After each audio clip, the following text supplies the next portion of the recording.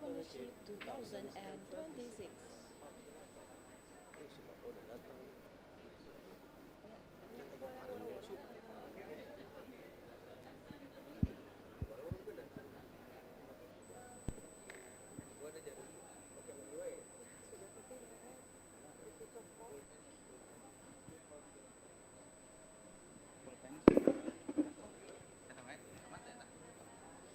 Cek.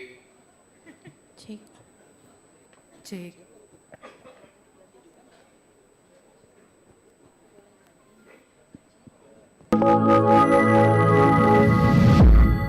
Cek.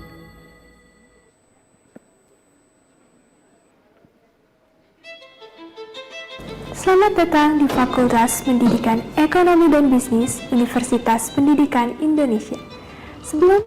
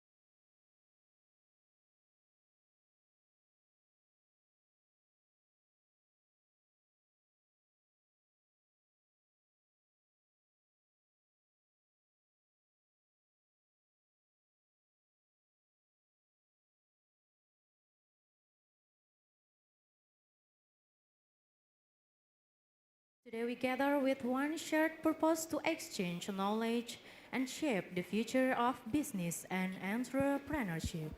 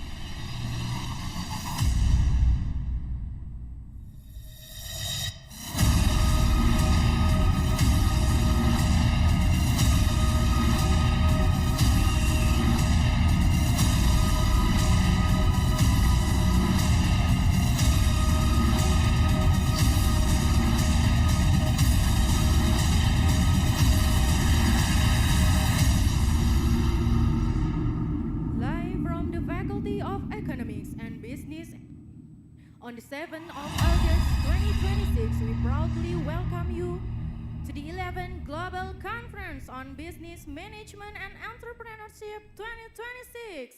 And now it is our great honor to invite our Master of Ceremony, Gcbme Maulana, MPD, and Dr. Tika Anissa, Lestari Koswandi, MM. Please give a warm welcome.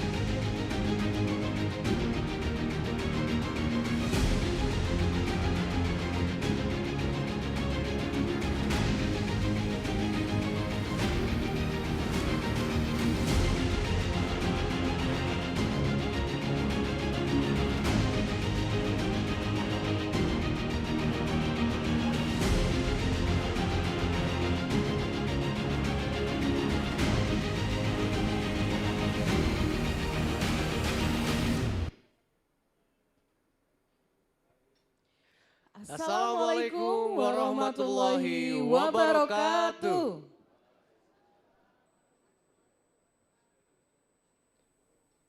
A very good morning, ladies and gentlemen. Today, on the 7th of August 2026, live from Universitas Pendidikan Indonesia, Bandung, the Global Conference on Business Management and Entrepreneurship has reached to the 11th edition. This year's conference proudly carries the theme Strategic Management and Business Transformation in the Era of Artificial Intelligence. The 11th Global Conference on Business Management and Entrepreneurship 2026 is participated by 95 participants, both local and international participants from Ghana, Uzbekistan, China, as well as from different regions of Indonesia. Ladies and gentlemen, now we're going to watch the opening video of the 11th Global Conference on Business Management and Entrepreneurship 2026.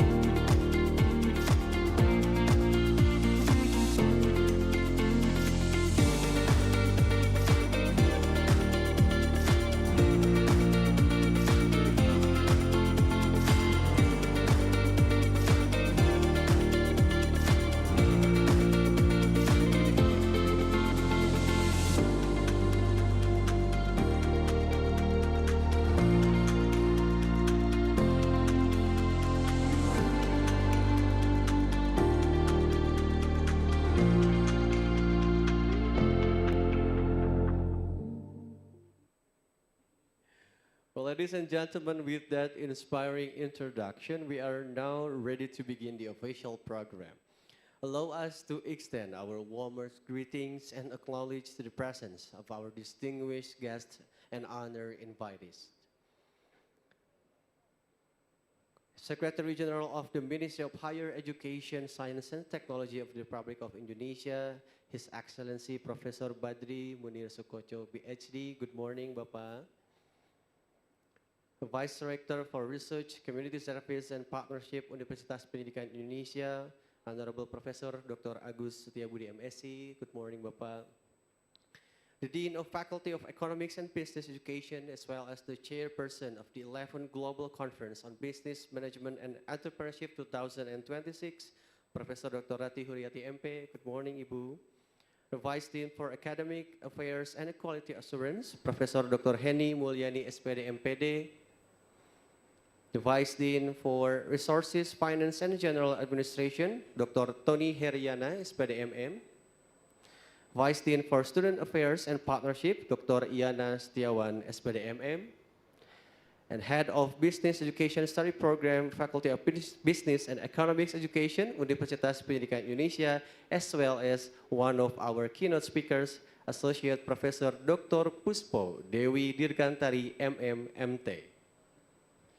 We would also like to extend our warm welcome to our expected invited speakers who are joining through Zoom and also who are here in the room. Associate Professor Daniel Shupis, PhD, from the Deputy Head of Marketing Department, the University of Western Australia.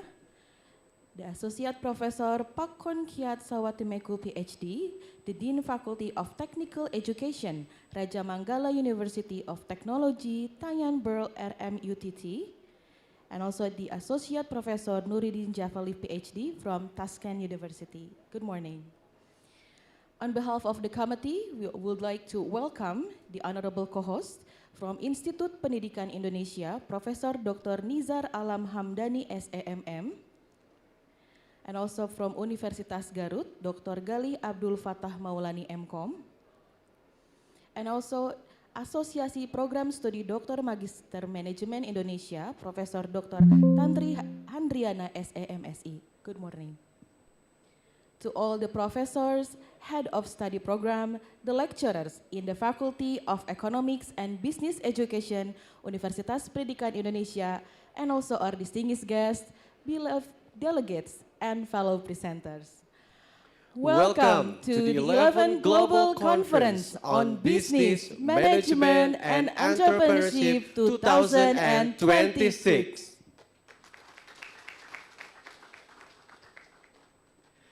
Distinguished guests, ladies and gentlemen, please rise for the national anthem of Indonesia, Indonesia Raya, led by Miss Siti Rahmanur.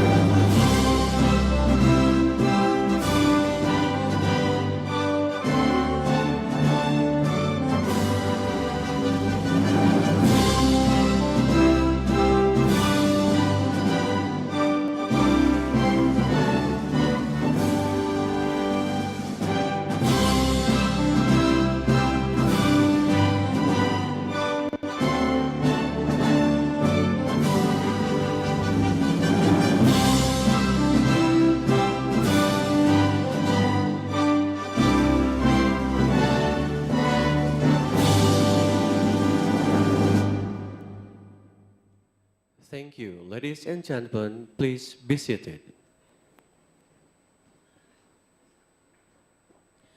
Ladies and gentlemen, to pray for blessings for today's morning's gathering, we would like to invite Mr. Mumu Muhammad SEMA to lead in the prayer recitation.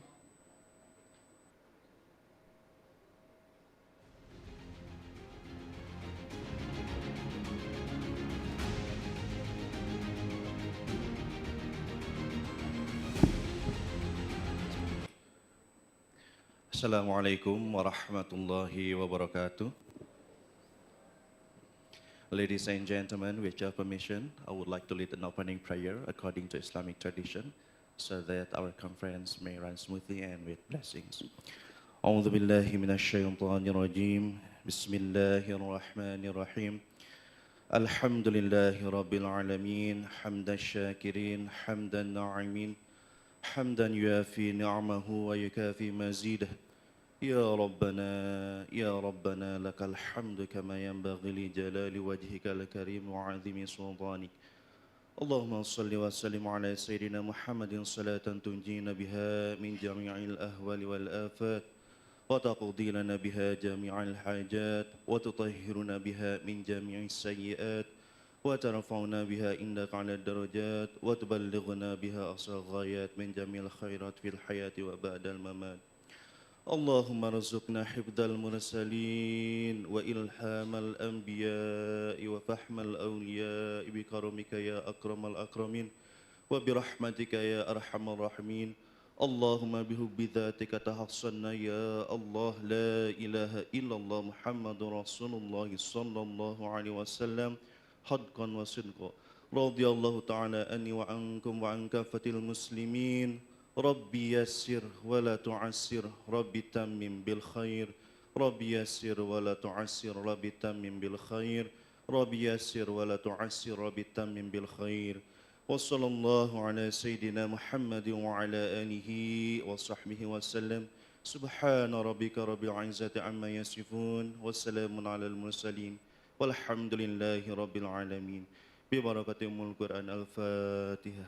أعوذ بالله من الشيطان الرجيم. بسم الله الرحمن الرحيم.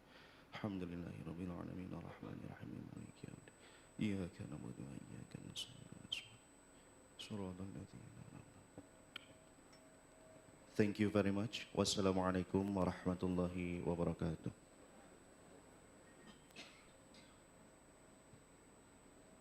Thank you, Mr. Momo Muhammad, for the prayer recitation.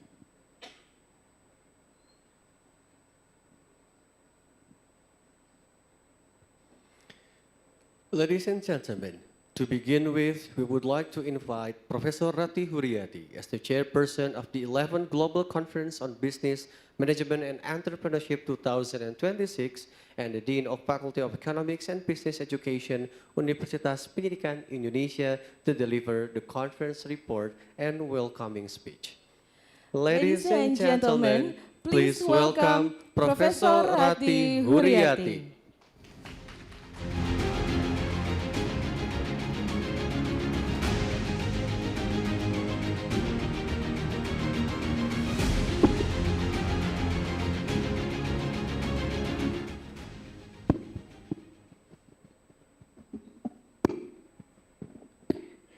Bismillahirrahmanirrahim. Assalamualaikum warahmatullahi wabarakatuh. Salawat dan salam kita haturkan pada junjungan kita Nabi besar Muhammad sallallahu alaihi wasallam. Rabbi shrahli sadri wa yassirli amri wahlul 'uqdatam min lisani yafqahu qawli. The Honorable Professor Badri Munir Sukocho, PhD, Secretary General of the Ministry Higher Education, Science and Technology of the Republic Indonesia. Good morning, sir. And the Honorable Rector UPI, Prof. Didi, represented by the Vice Rector for Research, Community Service and Partnership, Professor Dr. Agus Setiabudi, MSc. Nuhun, Pak. Our esteemed co-host and institutional partners, distinguished keynote speaker, invited speaker, presenter, participant, and guests from various countries.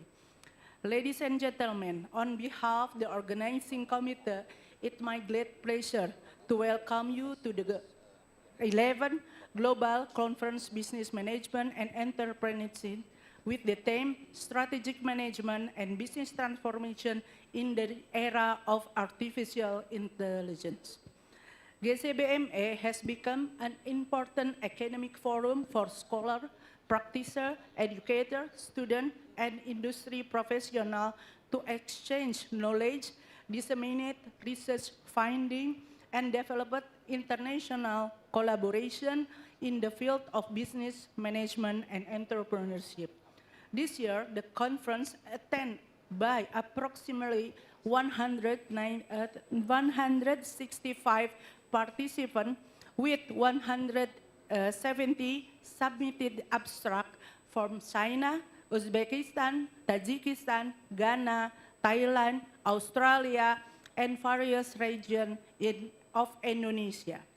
The international participants reflect the growing academic relevance and global reach of the Gcbme. The conference covers 5 major academic tracks: The one, organizational behavior, leadership, and human resource management.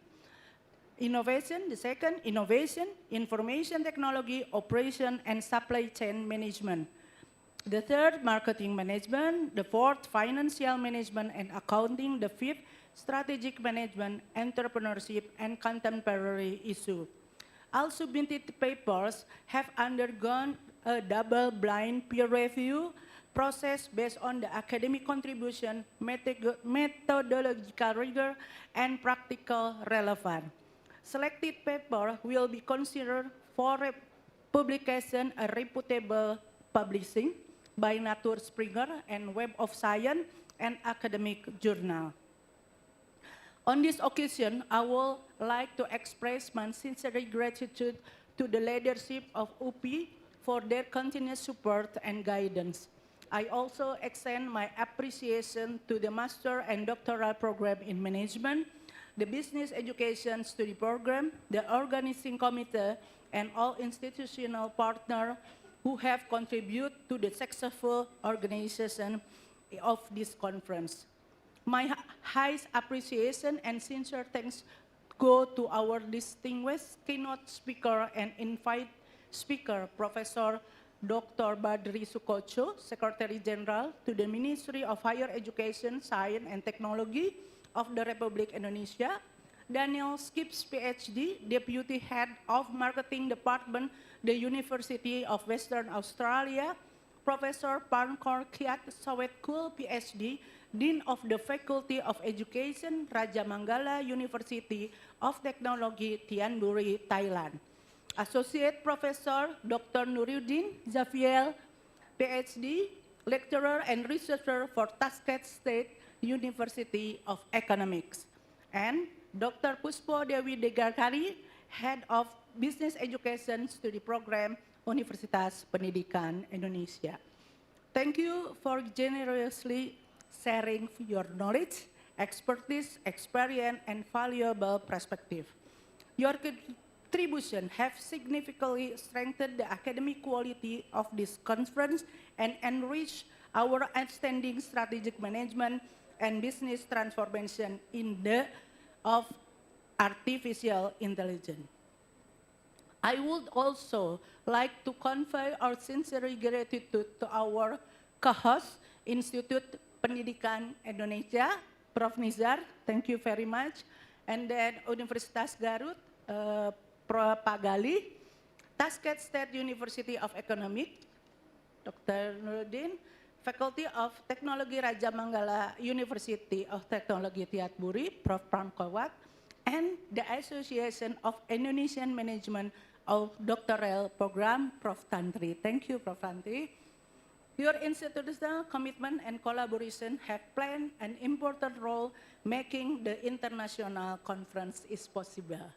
Ladies and gentlemen, this conference is not only a forum for presenting research, but also an opportunity to build academic network, initiated collaboration research, and generated innovation idea.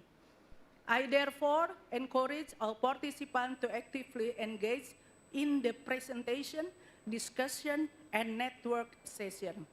May my conversation meaningful academic benefit, inspire future research, and strengthen collaboration among a university, industry, government, and professional community. Finally, I wish all keynote speakers, presenters, and participants a productive, insightful, and successful conference. Thank you for your kind attention. Wassalamualaikum warahmatullahi wabarakatuh.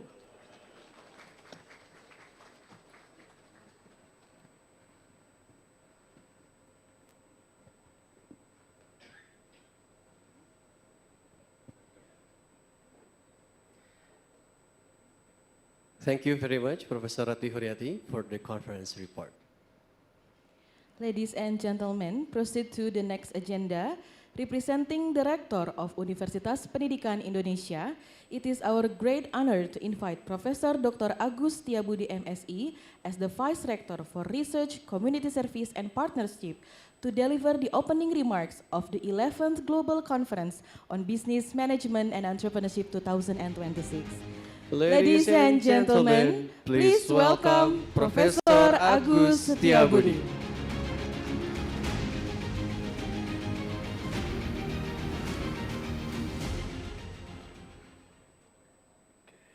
Bismillahirrahmanirrahim. Assalamualaikum warahmatullahi wabarakatuh. Selamat pagi, salam sejahtera untuk kita semua. Sampurasun. Good morning everyone. The Honorable Professor Badri Munir Sukocho, PhD, Secretary General of the Ministry of Higher Education, Science and Technology of the Republic of Indonesia. But I believe you come here more as a business management scientist rather than as the Secretary General. Welcome Pak in Bandung.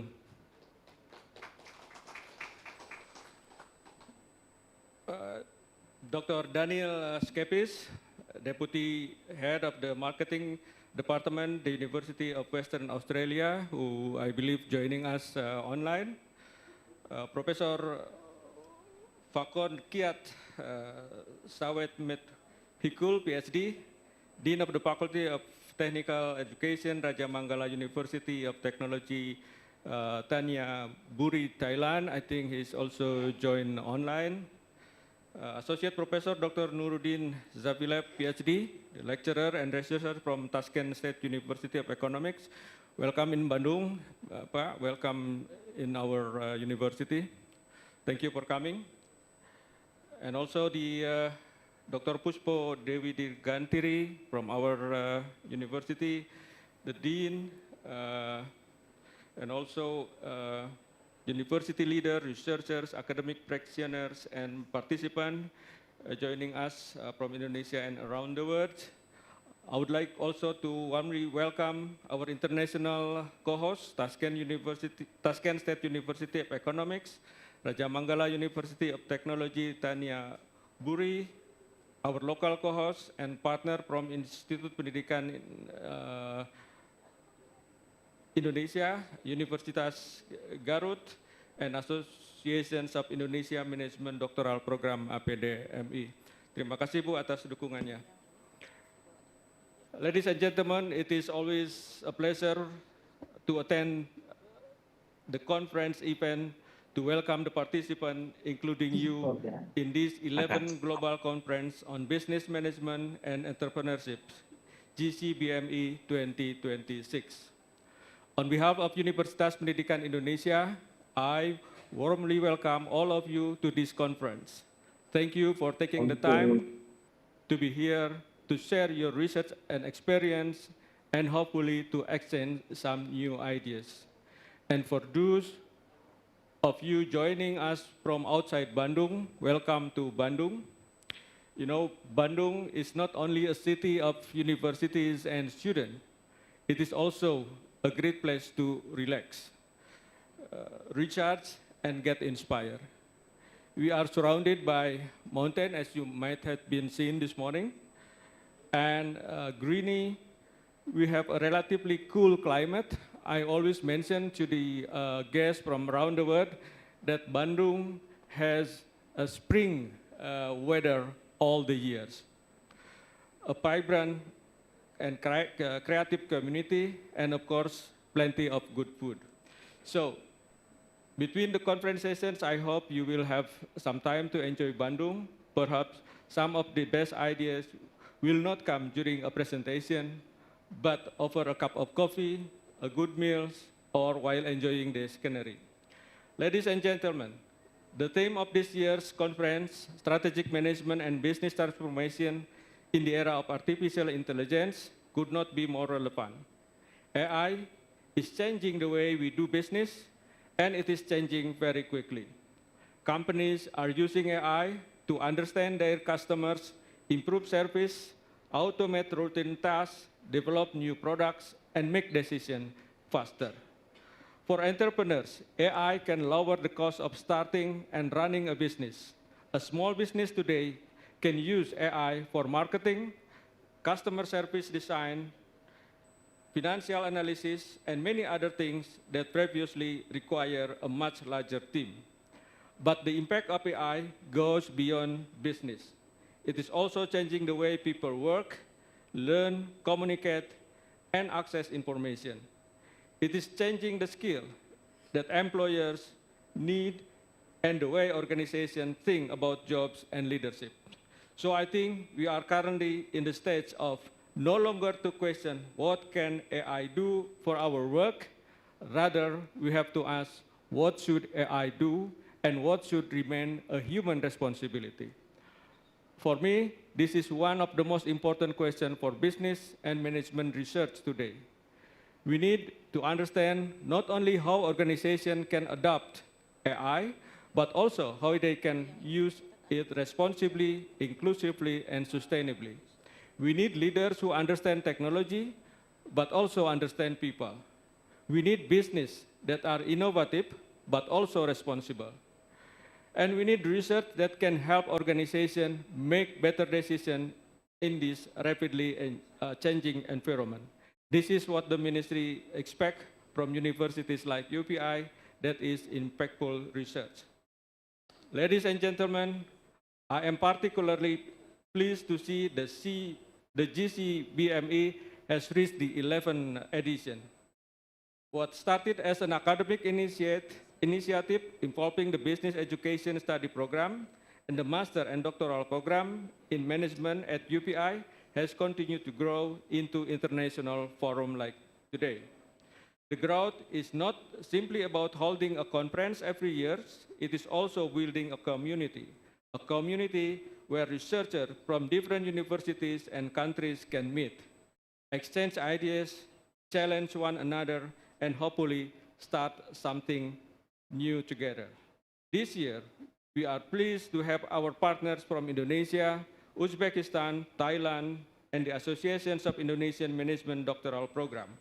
I would like to thank all of our co-authors, partners, for their trust and collaboration.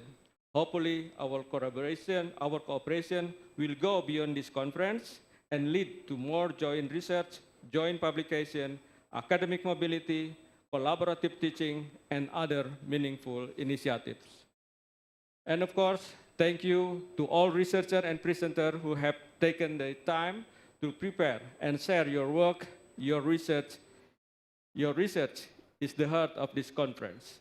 I also want to recognize the steering committee, organizing committee, reviewers, moderator, staff, students, and volunteers for their hard work.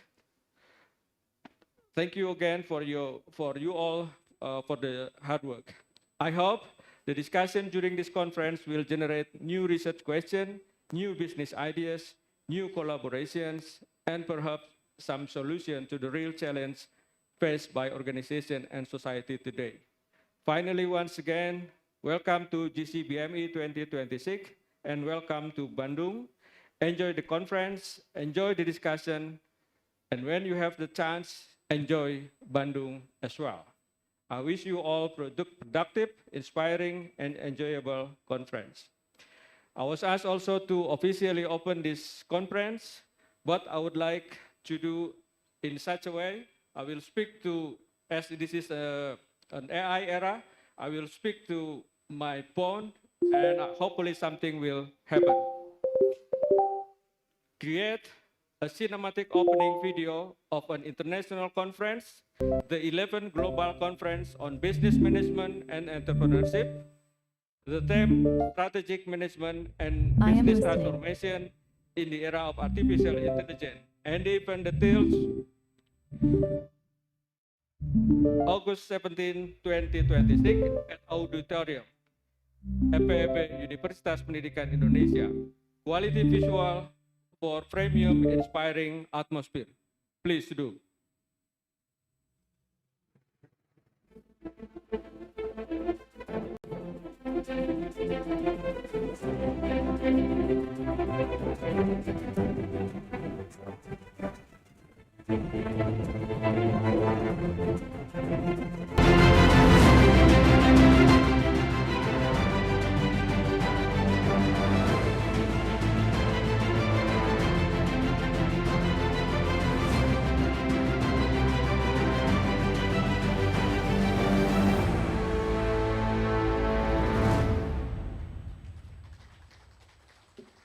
Thank you very much, and once again, have a productive conference today.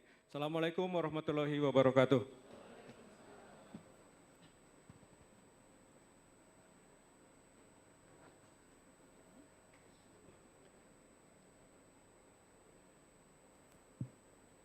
Ladies and gentlemen, with the conference now officially opened, please join us in once again expressing our appreciation to Professor Agus Setiabudi. Thank you very much, Bapak. Ladies and gentlemen, as we begin today's academic program, we are honored to hear from a distinguished leader whose insight will set the tone for the discussion throughout the conference. Please join us in welcoming the Director General of Higher Education, Science and Technology, Ministry of Higher Education, Science and Technology, Republic of Indonesia, Bapak Profesor Badri Munir Sukocho, PhD, to deliver the first keynote address. Ladies and gentlemen, please welcome Professor Badri Munir Sukocho.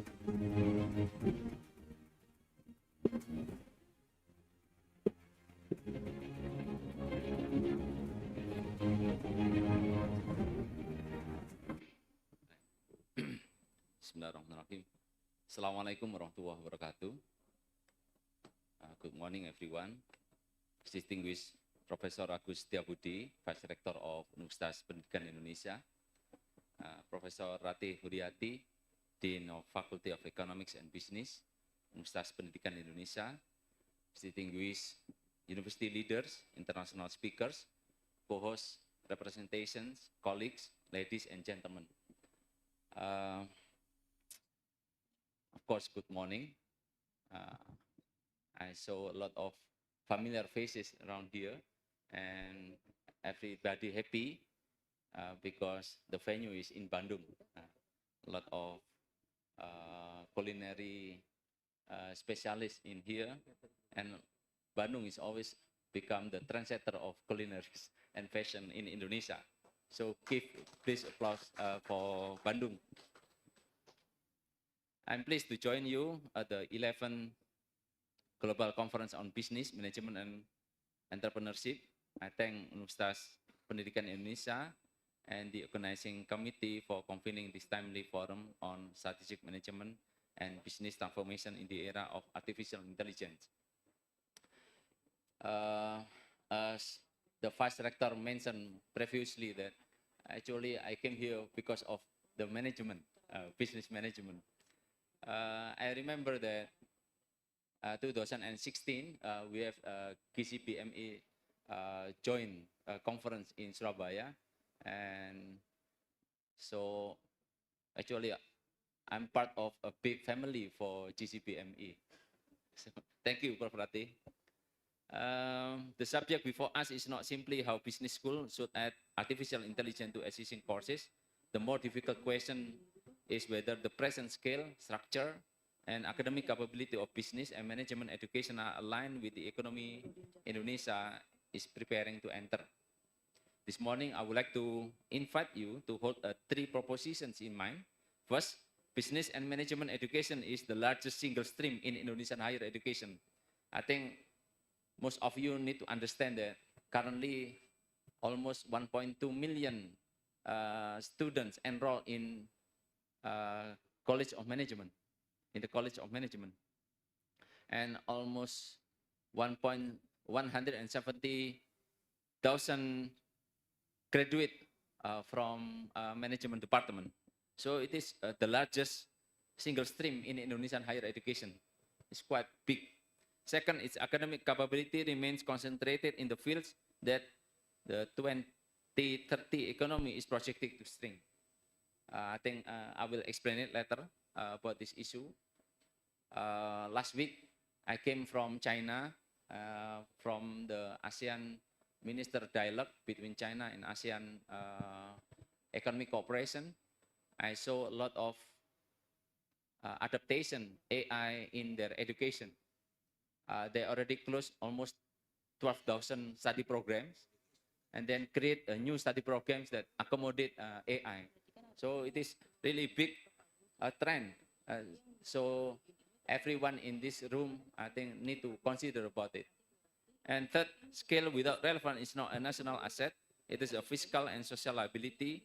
And of course, this is the one that we need to keep us awake. The first two are diagnostic, and the third is the reason we have a meeting today.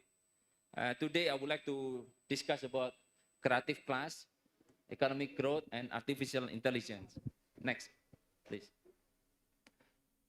First, I would like to discuss about the current state of AI on productivity, innovation, and entrepreneurship based on the report of OECD, and then the condition of Indonesia, both creative class and AI, and finally, national capability to change in the era of AI. Next, please. As we can see here, this is last year's survey done by McKinsey in November 2025. As we can see here, from left to right, in the middle, there is an upward movement, the use of AI in one or more function up to 5 or more functions. Originally, AI only used in maybe in the data, big data, HR, and then move to IT, manufacturing, marketing, sales product, service development, legal and compliance, service operations, software engineering, strategy, corporate finance, supply chain, and etc. Almost all aspects in management already done, used by using AI. So it is also a good opportunity for us how to use the AI in our field. But at the same time, it's also a big challenge for us as a lecturer or professor, how to embed, how to adapt AI in our classroom so that our students can be adaptive in our future. As we can see on the right side, a lot of usage of AI in knowledge management, especially in university. While manufacturing, not a lot, but sooner or later will be increased. Next one. And as we can see here, are there any benefit using AI? Innovation is the largest one. They think that their performance increase in innovation, employee satisfaction increase, customer satisfaction increase, competitive differentiation is increase, while change in market share is not as big as the one that filled by our employee. And then software engineering already decrease their cost by using AI. Knowledge management also the same. Later, next.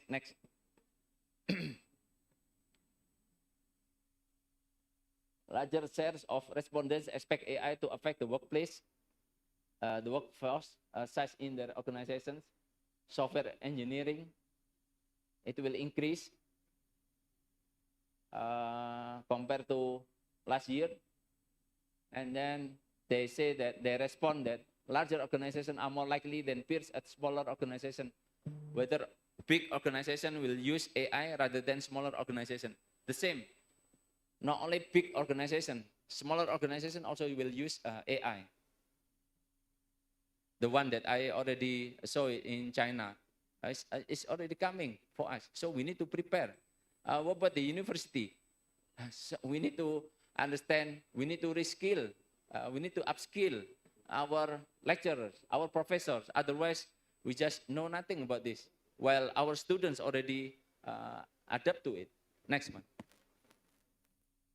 Of course, the state of AI in 2025 mentioned about the cheat code. Nature, I think, in the last few days, for you who are familiar with X or threats, some irresponsible people develop a paper about Koperasi Desa Merah Putih or MBK, and then cite the president as the author. This one is also part of AI infringement, intellectual property infringement or personal individual privacy. So we need to take care of it. Next one. And I would like to discuss about this issue, that the effects of generative AI, the newest AI, on productivity, innovation, and entrepreneurship. Of course, the productivity, automating our tasks is the most benefit, the biggest benefit for us for AI, such as writing, summarizing. I think most of you already familiar with Grammarly. I think before, 4 years ago, whenever I submit a paper to top tier journal, I will ask proofreader from UK to proofread my papers. And it costs around $200 up to $300 or pound sterling. But now by using Grammarly, already automated. Writing, summarizing, editing, translating text or codes, enhancing skill development. So everyone in this room can personalize your learning experiences, including our students. For example, like our youngest son, he likes to do a robotic. So he learned how to programming by using AI. It's personalized. Transforming business operations, yes, effective business decision making, organizational efficiency by enhancing forecasting capabilities. Next one. As you can see here, by having this kind of data from McKinsey, that by applying AI, actually our productivity will increase from 35 to 70% incremental economic impact. Next one. And by using AI, a lot of collaboration can be happen. Previously, I think when we collaborate with our collaborator from foreign countries, we will send an email and etc. etc. But we need to get their name from database, Scopus or Google Scholars. But now we can use AI. Please give me the best possible partner for me if I want to write about this issue. And then AI will find it. Something like that. Next one. As you can see here, the automation, this is the first ranking. Automation will become the biggest challenge for us as the educator. Without generative AI, only 50%. But with generative AI, 54% will increase the productivity level. This is, of course, for Professor Agus Setiabudi or Professor Rate, for example, how to use AI in our classroom. I asked her how many faculty members she had. Around 126, right? By using AI, I think it's enough. Or even more. I don't know. It depends. But I think the data from McKinsey, I think we can take a look on it. Next one. Innovation, enhancing idea generation and creativity.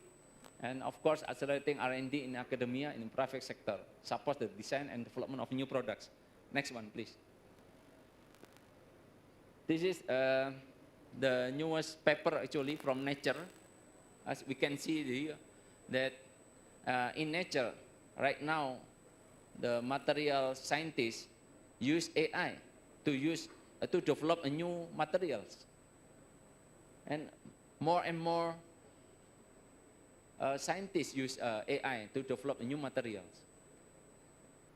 So they think that AI is not their threat, but AI is a lot of challenge, a lot of opportunities to develop new materials. If we develop new materials, it takes around 2 or 3 years. By using AI, maybe we can shorten it up to 3 months to develop a new materials. Next one. What about drug discovery? Also the same, because we have the data with the same demography, for example, and then we run the data for someone who has blood type A or maybe O or A plus, something like that, and then what kind of drug which is suitable for this kind of disease, AI will help. But the question is, what about management science? I already mentioned about materials already use AI in their discovery, drug discovery also. What about management science? I think we need to refer to Professor Agus Setiabudi question that what should AI do for us, especially in management? Should we run experiment only 240 students, or should we use AI? Maybe the experiment only 90 students, while the AI can generate more and more data based on the 90 students. Next one, please. Next. Entrepreneurship, lowering entry barriers. We can ask what kind of business that we need to develop in Bandung, especially nearby Setiabudi. And then AI will find it. It's easy. Supporting early stage growth, yeah, of course, a lot of concept that we need to give prompt to the AI, but we need to interact, we need to discuss with some business practitioners. Next one. Next. So this is the data. I think in the last 2 weeks, our social media always mention that Malaysia becoming advanced country, high income country in the next 1 or 2 years later. What about Indonesia? This is the condition participants. Actually, Malaysia has GDP per capita above 1,000 starting from 1977,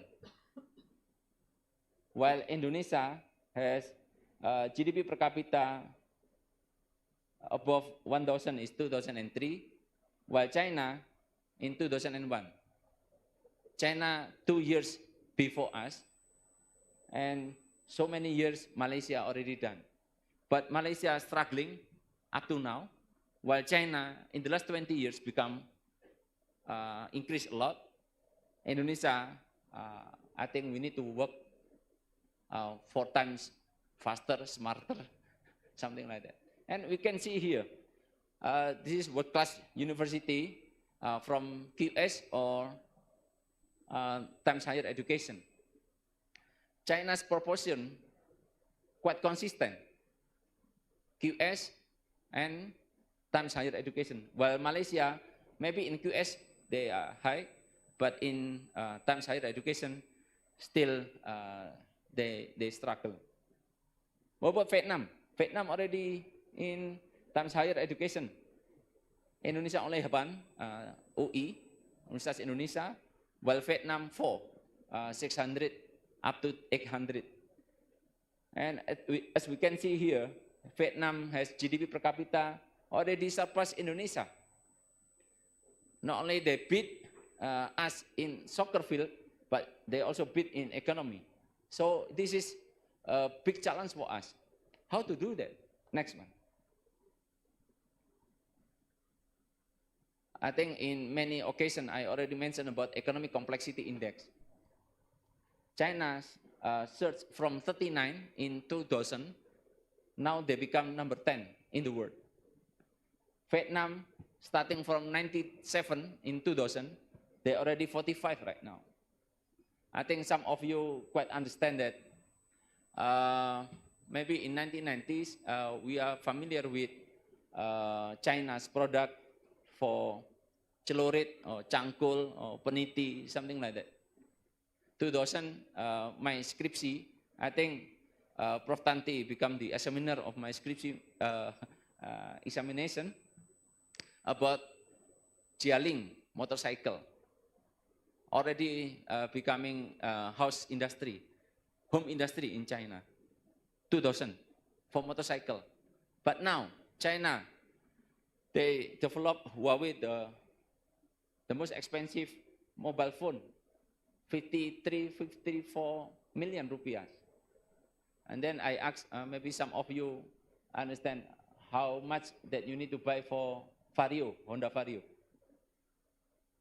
You know Honda Vario? Ini adik-adik yang belakang. Berapa harganya? 27. So, 2 Varios, 1 Huawei. This is economic complexity index.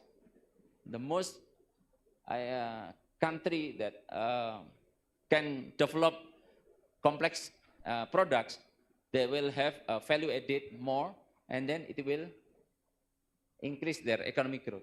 Next one. China growth quite substantially in the last 20 years.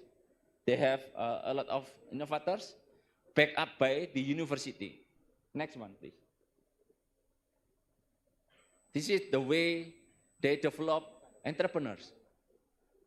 They create a competition in the region, maybe in city or region, and then every 3 months, and also province also every 3 months, always based on science and technology, not based on the level of spiciness. Level 1, level 2, level 3, kepedasan, nggak ada di lomba inovasi yang mereka lakukan. Always based on science and technology.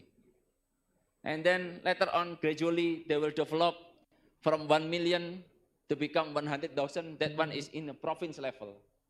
For 10,000, that one is already in national level with a lot of incentive for that. I hope that UPI, Garut, and who else? Yeah? University, I think run of Indonesia in this room, please try to persuade your local government, try to develop this kind of hackathon, try to engage with the local government, and then we need to solve their local problem. Maybe about garbage, or maybe about parking, something like that. It's a simple one, but try to develop the entrepreneurship spirit among our students, how to solve the local problem. And then gradually, in the next 10 or 15 years, a lot of young businessmen, young entrepreneurs will grow in our region, or in Indonesia. Next one, please. As we can see here, based on McKinsey, why a lot of unemployment in Indonesia? Because we have only 13,000 big, large companies in Indonesia with the employee around 250 people. Only 13,000. So how come they can absorb these educated people graduated from the university, while very large companies with 250 million US dollar as revenue, only 400. Compared to China, I think a lot of companies already there, so they will have no problem with unemployment. Next one, please. This is the newest condition. I think some of you quite familiar with this. The economic growth, we expect 8%, but still 5%. And then unemployment around 4.65%. This is the biggest challenge. And then who are the biggest contributor for this kind of unemployment? University graduate. So this is the biggest challenge for us. Next one, please. This one, I try to develop simple math. I think some of you quite familiar with the B scenario, especially young people. The current president and vice president promised 19 million new formal work, new formal jobs up to 2030. Well, we can cascade it. East Java contribute 14.42% to economy of Indonesia. So the governor of Java, East Java, should create 2.734 million new jobs, while Surabaya contribute 24.2% to economy of East Java. So the mayor of Surabaya should create 663,000 new jobs. And then East Java will need around 10,956 new companies, while Surabaya needs 2,652 new companies. The biggest question is, because this is the Gcbme, Global Conference on Business, Management and Entrepreneurship.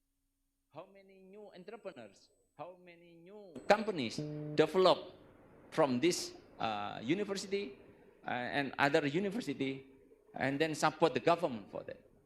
Of course, based on science and technology. If not based on science and technology, the absorb of a new unemployment will be not so optimal.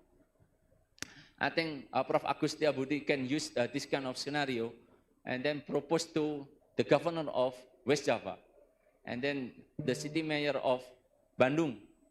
Okay, OP will contribute 10 new entrepreneurs every year from FAB, OP, for example, based on science and technology. So it will be good. Next one, please. Next one. So mostly as a university, we develop creative professionals, lawyers, doctors, managers. But the other way, we need to develop this one, super creative core.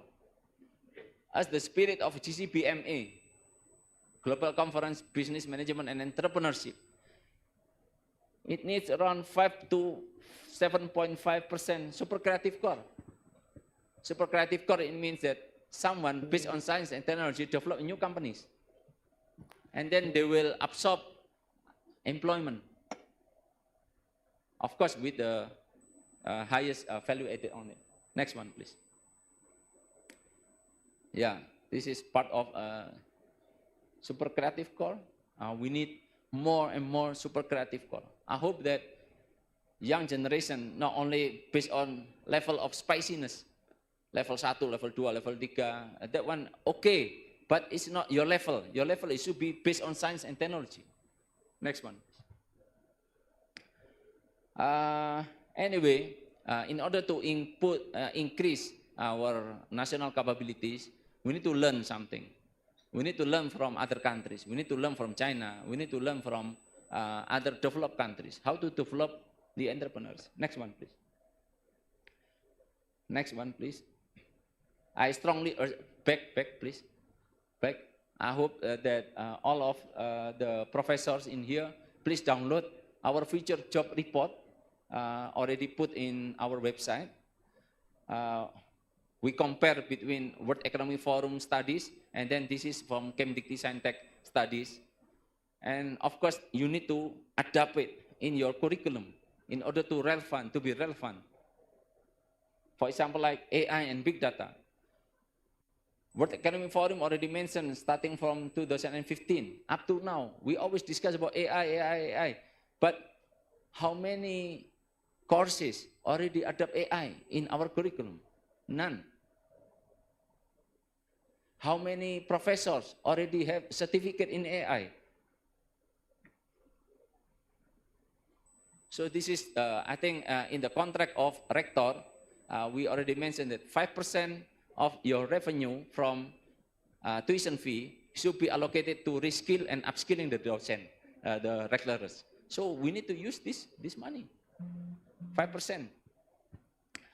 I said this to Professor Agus Setiabudi because he is the vice rector. So you need to allocate 5% to develop, to reskill, upskill our lecturers. And then we need to parallelly change our curriculum and then courses, adapt AI, technological literacy, network and cybersecurity, creative thinking, and etc., etc. Next one, please. Yeah, of course, process, it means that curriculum. Next. Oh, wait. Back one. Interdisciplinary program. major in business, minor in data analytics. I hope that Prof. Rate and other deans in here, please try to use major minor. Major maybe in management, but minor in data analytics with statistics department. Or maybe major in medicine, but minor in business, something like that. This kind of degree program, major, minor, interdisciplinary program, will be the future for our students. I saw NUS starting this kind of transformation, starting from 2017 up to now, they already 100% provide this interdisciplinary program for undergraduate program. Next one. Yeah, culture. Always send someone to learn. This is quite good to develop a context or culture for us. Next one, please. Yeah, AI is inevitable, and Indonesian higher education institution need to adapt. AI utilization extend beyond teaching. Research can be accelerated through AI, and also AI can serve as a tool enabling Indonesia to bridge the gap in science and technology. For example, like there are many research already done in stem cell, for example, in stem cell. We can ask AI, and then newest research will come. PTNBH act as a role model.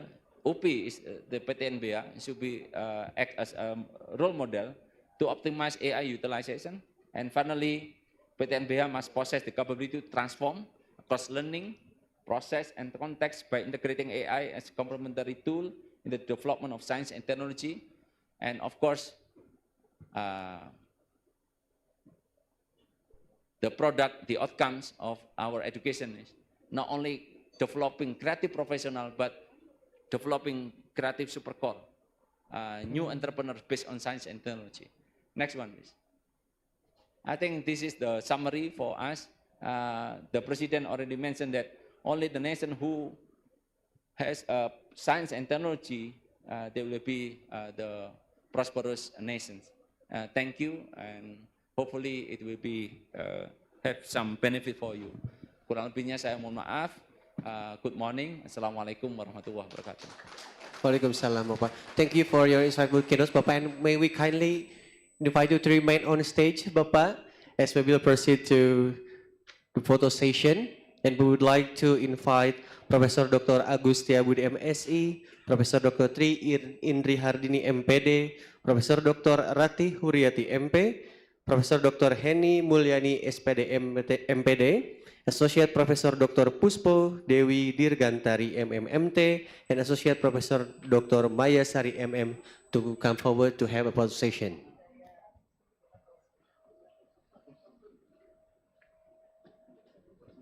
And for all the documentation team, we kindly invite you to take the picture.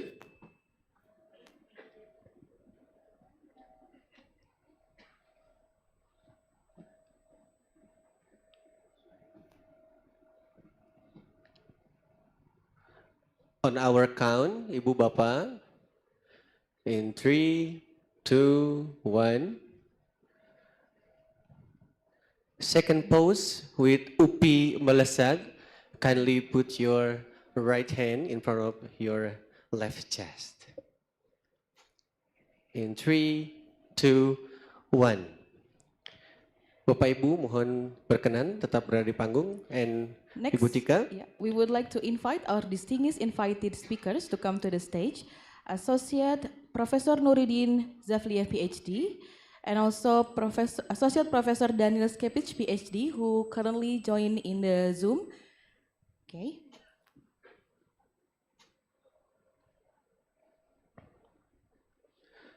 Again, on our count, Bapak Ibu, put your best smile.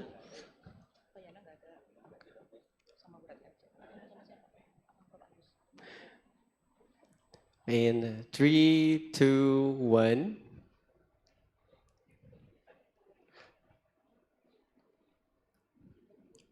And with Upi Melesat for the second pose. This is our mandatory pose, Bapak Ibu. Boleh dibuka sedikit mungkin? Yes, Bapak Ibu, please kindly move and give a space a little bit because Associate Professor Daniel Scav is also joining us today. Thank you very much. With UPI melesat, Bapak Ibu. Thank you. On our count, 3, 2, 1.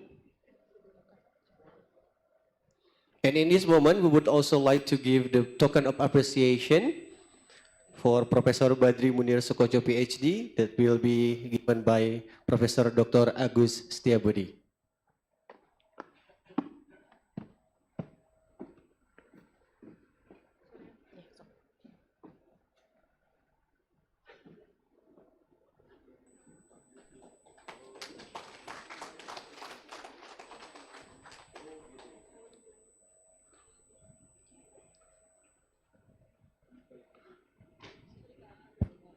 And in this occasion, Professor Badri also has a special token of appreciation for the chairperson of the 11th Global Conference on Business Management and Entrepreneurship, Professor Rati Huriati.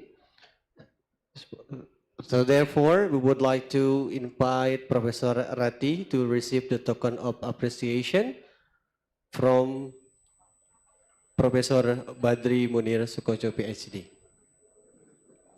Yeah. So this is the return, the exchange, the appreciation from Professor Badri to Gcbme.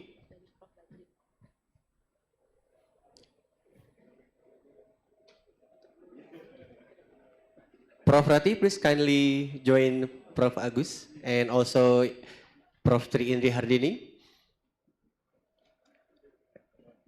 Please give big round of applause, ladies and gentlemen. And we would like to invite all our co-hosts to come forward from Institut Pendidikan Indonesia, Universitas Garut, and Asosiasi Program Studi Doktor Magister Manajemen Indonesia to also receive the token of appreciation.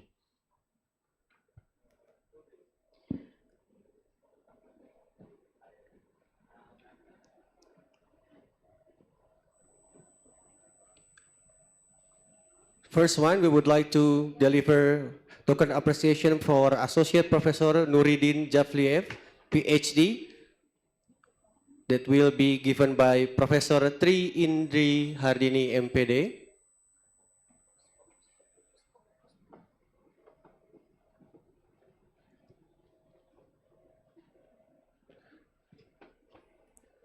Please give big round of applause, ladies and gentlemen, once again. And for our next speaker, Associate Professor Dr. Puspo Dewi Dirgantari, MMMT, that will be given by Professor Rati Huriati.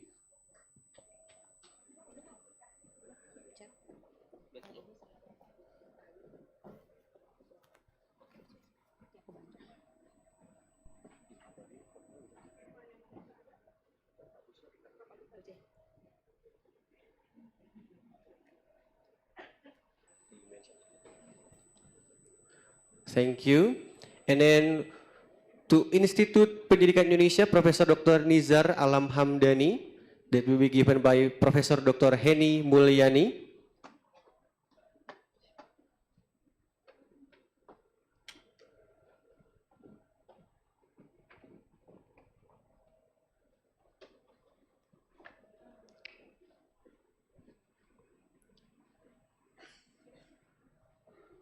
Thank you. And next for Universitas Garut, for Dr. Galih Abdul Fatah Maulani MCom by Dr. Maya Sari. Silakan Ibu.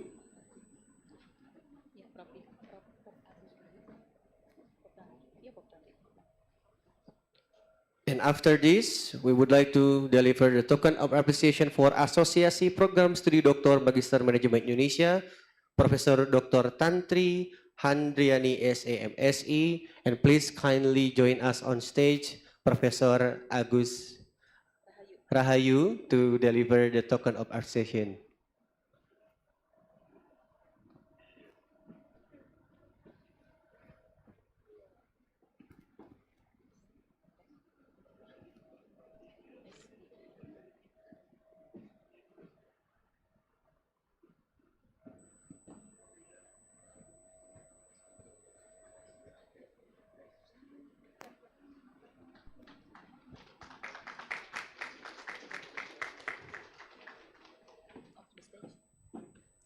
Bapak Ibu, may we kindly move forward a little bit to take the picture one more time in this very special moment.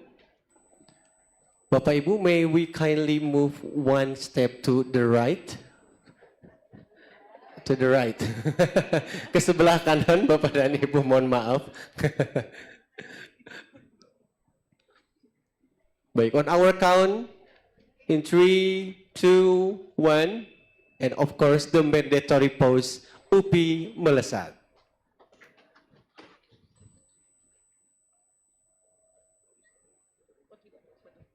Ya, Bapak Ibu, may we kindly invite you to take a position in front of the audience as we will have a group picture with all the participants and all the invited guests today.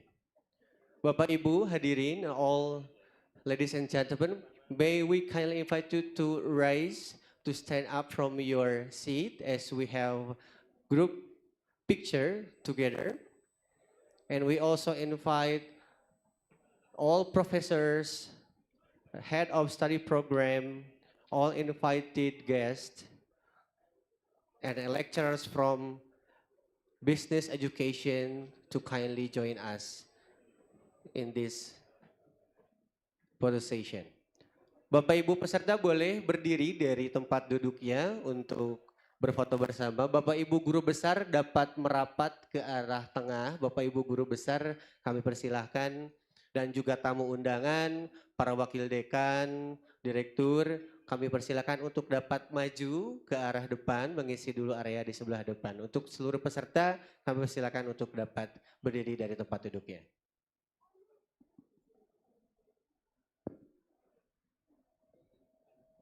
On our count, Bapak dan Ibu, in 3, 2, 1, give your best smile. One more time, 3, 2, 1.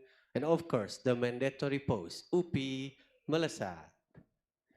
On our count, in 3, 2, 1. One more time, in 3, 2, 1.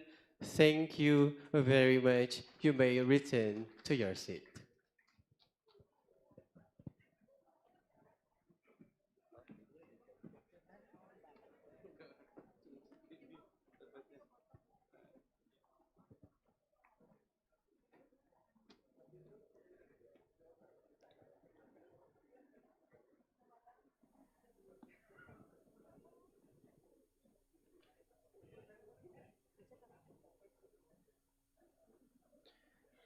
Ladies and gentlemen, now we are proceed to the plenary session. Before, we would like to thank the presence of Professor Tri Indri Hardini as the Vice Rector of Human Resource and System Information for coming to the event. Yes, and of course our highest gratitude one more time to His Excellency Professor Badri Munir Sukocho PhD, Secretary General of the Ministry of Higher Education, Science and Technology of the Republic of Indonesia, for your presence and for your keynote session today.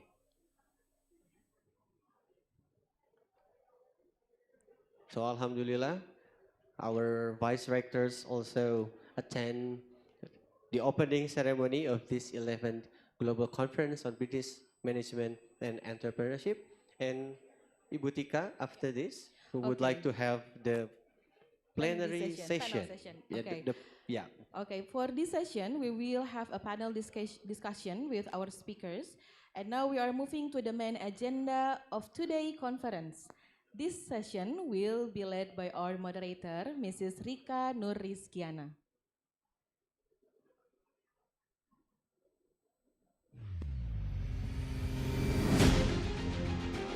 Rika Nurrizkiana, SA, MS, AK, CSRS, CSRA is a lecturer in Universitas Pendidikan Indonesia with research and professional interest in corporate governance, ESG, sustainability, and organizational transformation. Her research explores how governance and sustainability practice shape firms' performance and organizational decision-making, particularly amid evolving business and technological environment. She has published in Scopus Index journals, has extensive professional experience in governance and sustainability consulting. Ladies and gentlemen, please welcome our moderator, Mrs. Rizka Nursiana.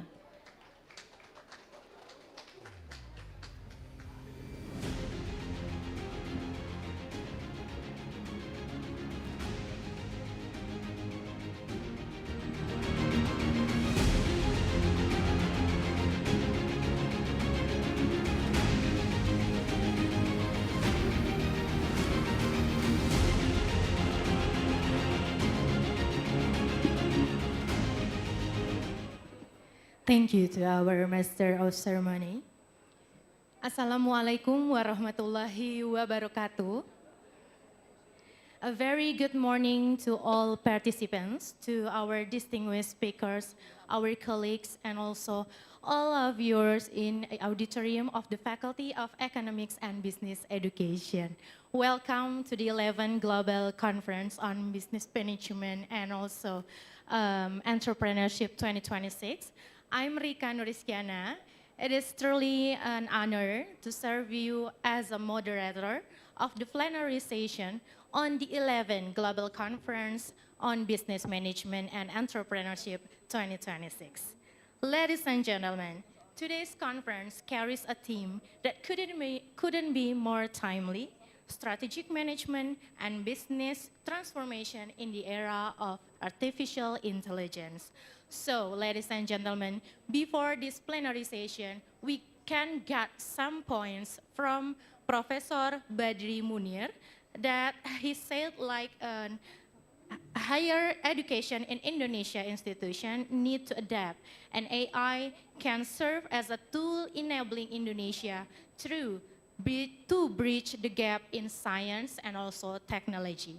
So in this plenary session, we are privileged to have with us 4 distinguished speakers from 4 different countries: Australia, Uzbekistan, Indonesia, and Thailand, who will share their perspective on strategic management, business transformation, marketing, economics, and education in the age of artificial intelligence.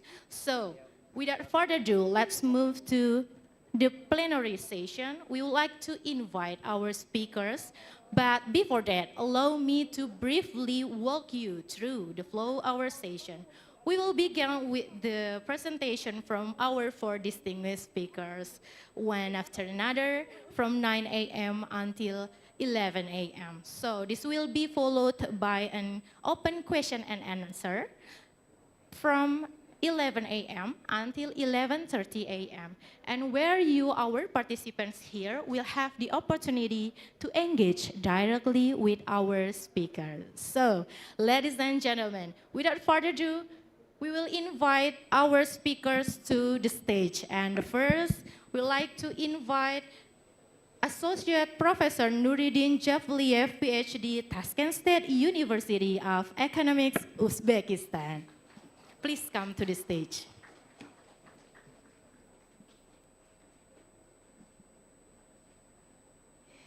Thank you, Associate Professor Dr. Javliev Nuruddin, for coming, and we are truly appreciate your time to be here.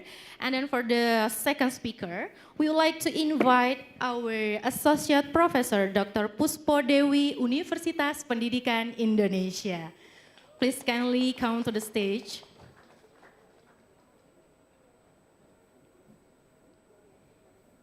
And also, ladies and gentlemen, we would like to deliver that we have 2 speakers joining us from Zoom.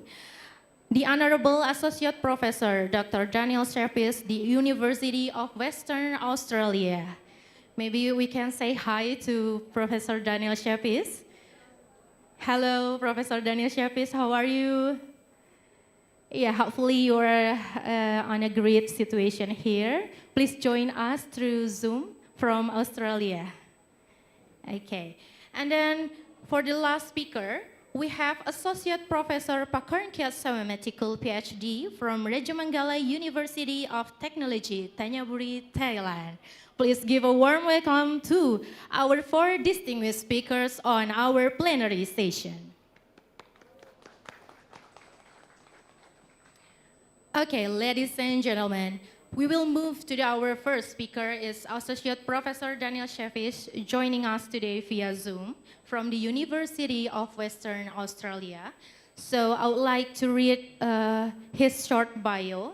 Professor Daniel Shefish is a deputy head of the marketing department at the University of Western Australia Business School. His research sits at the intersection of marketing and innovation with a particular focus on business networks, collaborative innovation processes, and the emergence of technology markets. He has published extensively in leading journals such as Industrial Marketing Management and the Journal of Business and Industrial Marketing. And at this point, I would like to briefly note that Professor Dr. Shefish brings a strong B2B marketing perspective to our conversation today on strategic transformation. I would now like to invite the participants in the auditorium.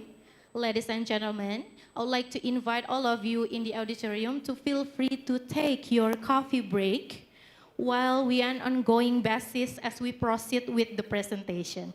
Once again, to all our participants in auditorium, we would like to invite you to feel free to take your coffee break on an ongoing basis as we proceed with the presentation.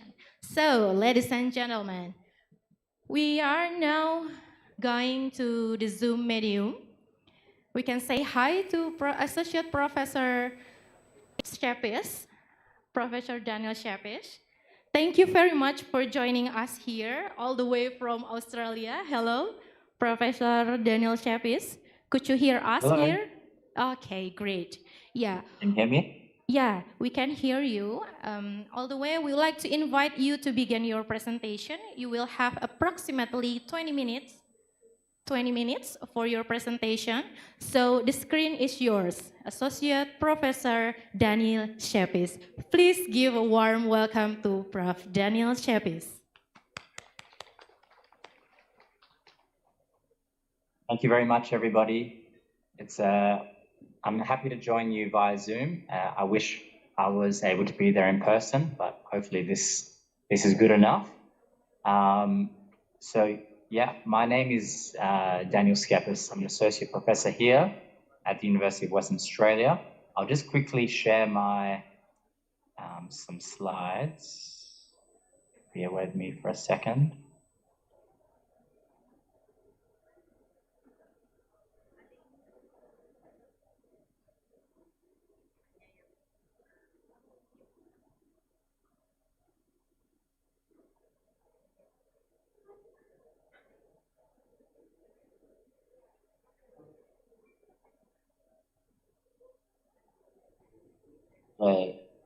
Hopefully we can see that okay.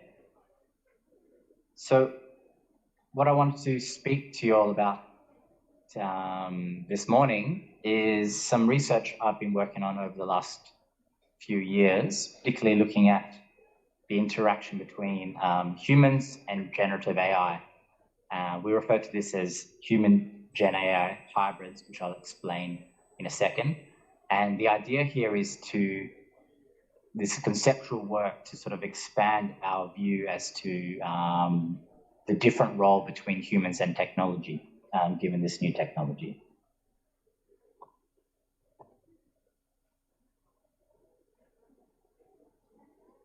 So, as I was introduced, here I am.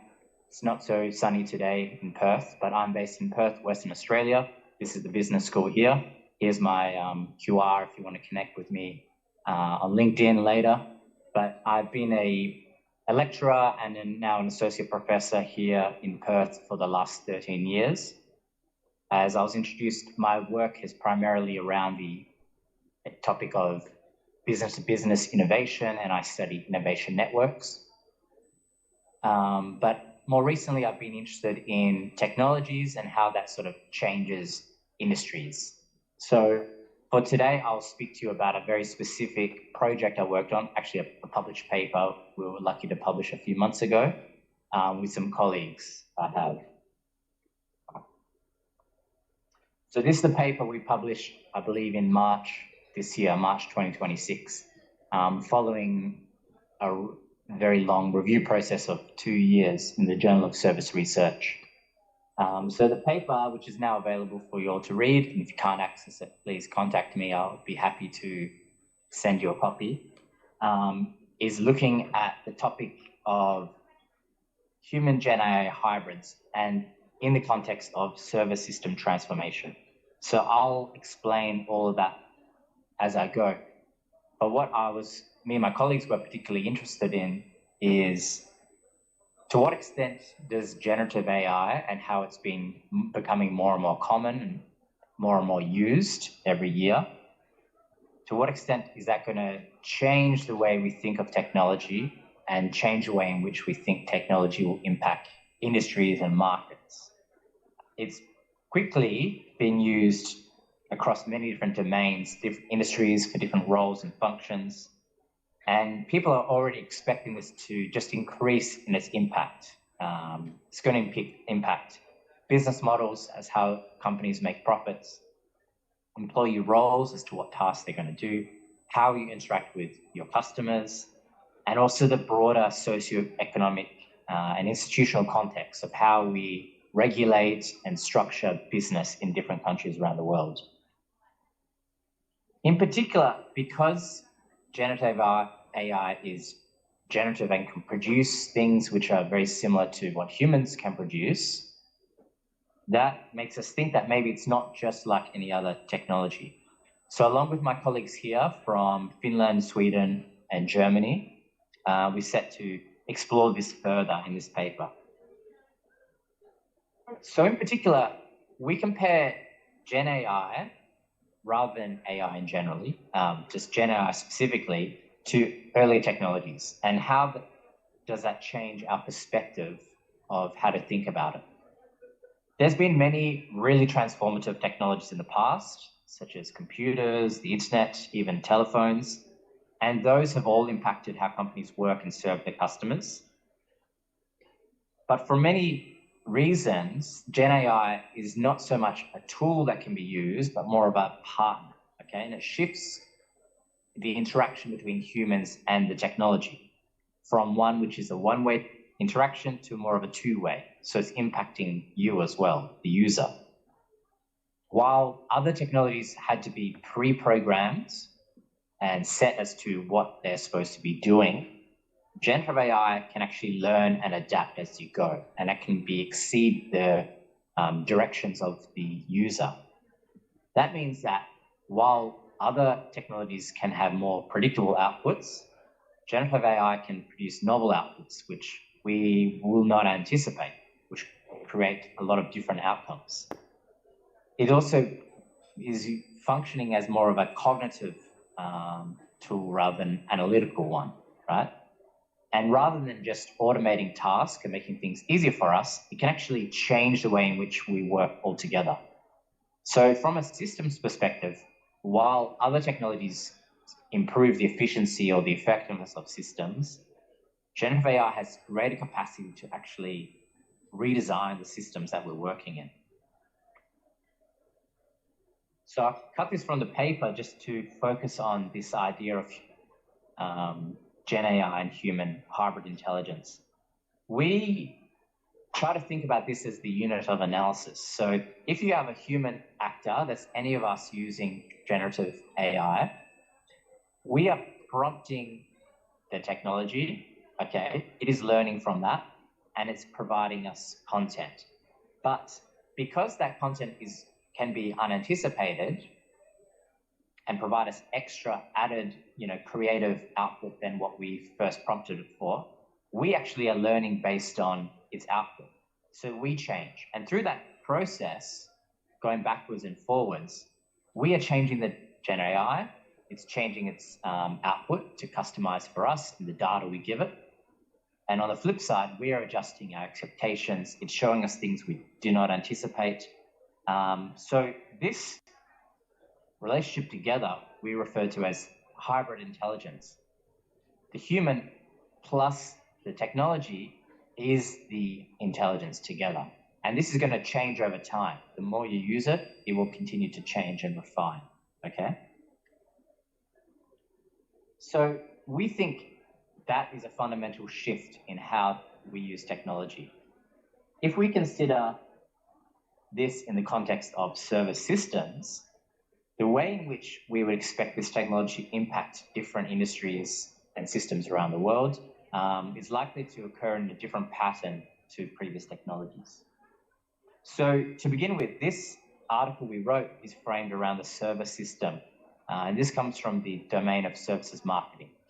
So a service system can be anything, which is basically a configuration of resources, whether there's people, organizations, the information, the technology, to create value. So we're creating value together.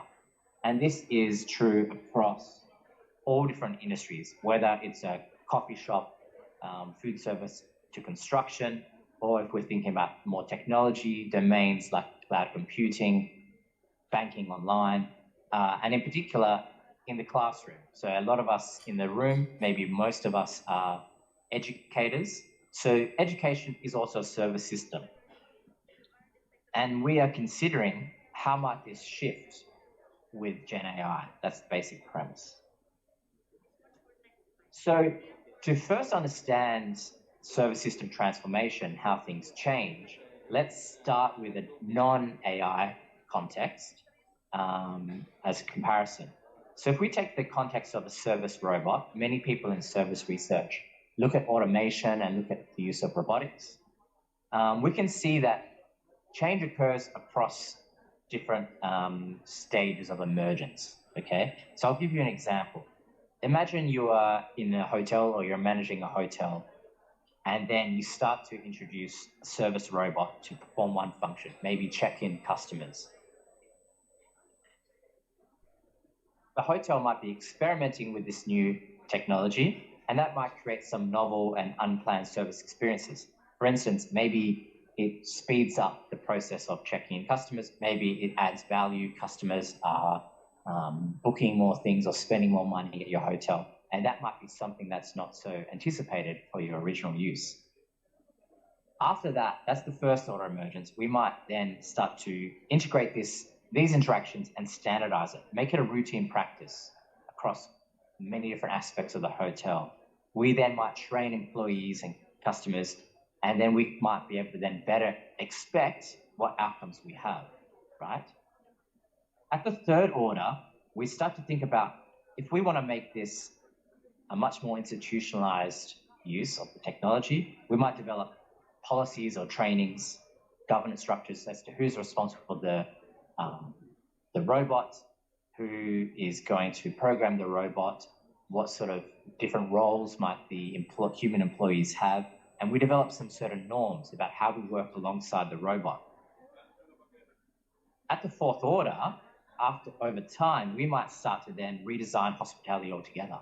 Maybe we remove humans from part of the system.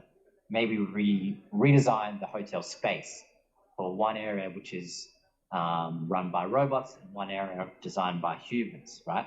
And we might start to write new rules, or governments might write rules around how we have to sort of moderate this form of interaction. All these things are occurring at the same time, okay? Across many different industries, across many countries, right? This is one specific example. But as these new different orders of emergence come about, we might reach a phase transition. And that's the final stage where the actual hotel functioning, the hospitality, starts to look extremely different from pre the technology being introduced. And that might mean that the whole hotel experience is changed to having a very highly personalized service experience based on the use of robots, for instance. But that's a robot which is being programmed in humans. Gen AI doesn't work in the same sort of way. The key differences we refer to in this paper is that the Gen AI can do more for us than other technologies in the past. For instance, we believe that Gen AI can help us with reflexivity. In fact, it has some functionality that the hybrid of you using AI can help to identify patterns and help to better change and shape the ecosystem and the service system to explore alternative configurations and collaborations with humans. So we might then be able to think of new ideas along with the Gen AI for how to better use it or to more smoothly integrate it, for instance. Gen AI can also help with reformation. So we refer to this as being an auto-reformation. They're able to generate human-like content, which supports us to change the rules around how the technology can be used in that service system. So this really changes things again. So imagine we all are using Gen AI in teaching and our students are using Gen AI in our teaching. Not only are we using it, but it is also helping us or to reshape how the rules around teaching assessments are occurring, okay? And that's a key sort of difference. So we believe that this leads to a different form of service system transformation. I'll provide you some specific examples here. So if we align the Gen AI to the service system transformation model, which we prefer, we see that it'll occur in slightly different ways. I'll give you a specific example based on something we might be all familiar with, the lecture example, which we use in the paper actually. So I'll zoom in on one particular section. So this is something which many of us are using at the moment. A professor or a lecturer might be experimenting with Gen AI in their classroom. Maybe to begin with, they're unfamiliar with the technology, so they're using it to generate lecture slides, and through the prompting, it comes up with unexpected ideas. How you might change the order, how you might introduce new concepts, new structures which you didn't expect. And this, maybe you don't use all of it, but maybe it influences your teaching, these unexpected things. This is the first level of emergence, and many of us at the moment are at this level now. At the second level, and maybe many of us are transitioning to this level at the moment, the professors might begin to use Gen AI more routinely, right? And they start to refine prompts over time. They know that for every new unit they teach, every new course, how to better use Gen AI to speed up their work, to better engage with students, to redesign some of the course content. So it's becoming a little bit more routine in this sort of sense.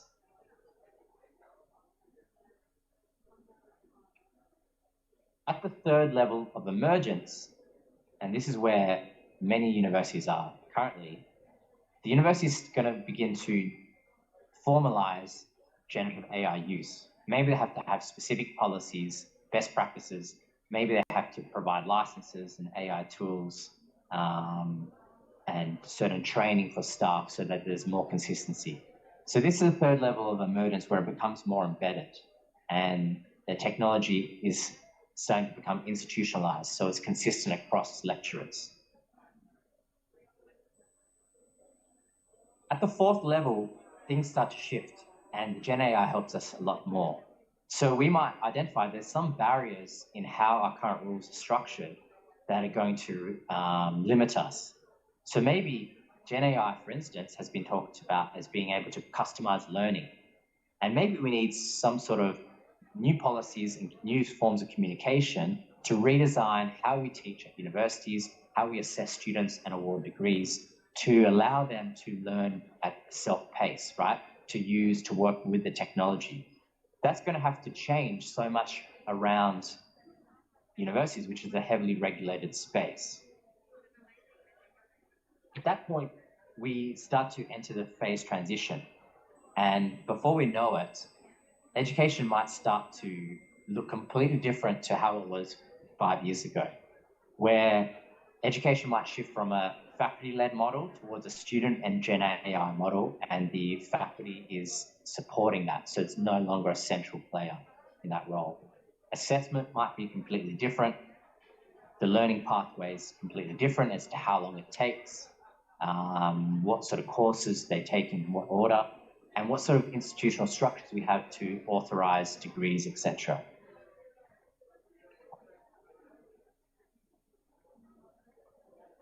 So we believe that this creates certain theoretical contributions.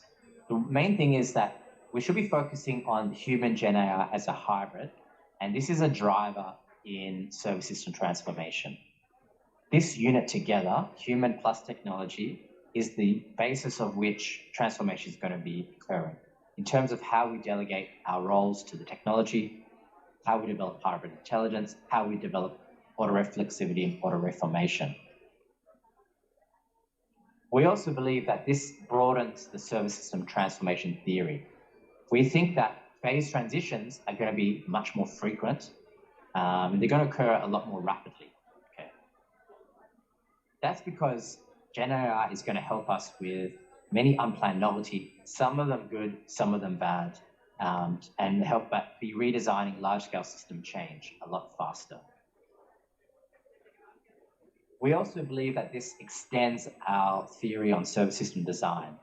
The technology is no longer just a tool being directed by the user, but working with the user and influencing the user equally.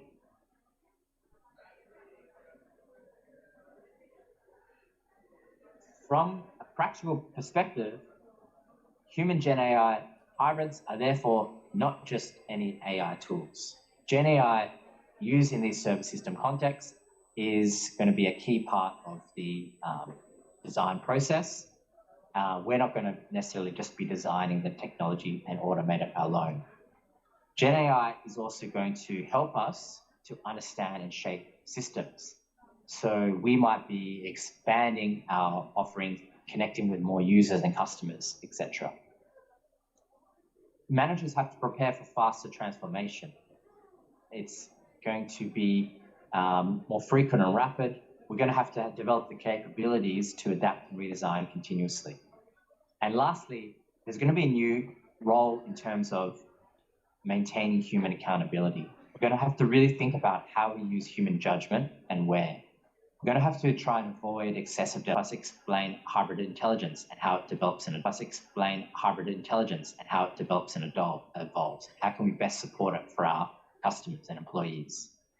We're going to have to think about all the research we've done on technology and service systems and think about how Gen AI would change some of the basic assumptions we've made around agency and who's designing what. There's going to be many more questions around ethics and responsible design, how we should account for bias and privacy and accountability, and how do we manage that? And how can Gen AI best be pushed towards positive societal outcomes rather than negative? And lastly, from a research perspective, we also have to consider how our methodologies for measuring human Gen AI hybrids have to maybe adapt and evolve. Thank you very much for your time. Hope it was interesting. I know it was a fairly short presentation.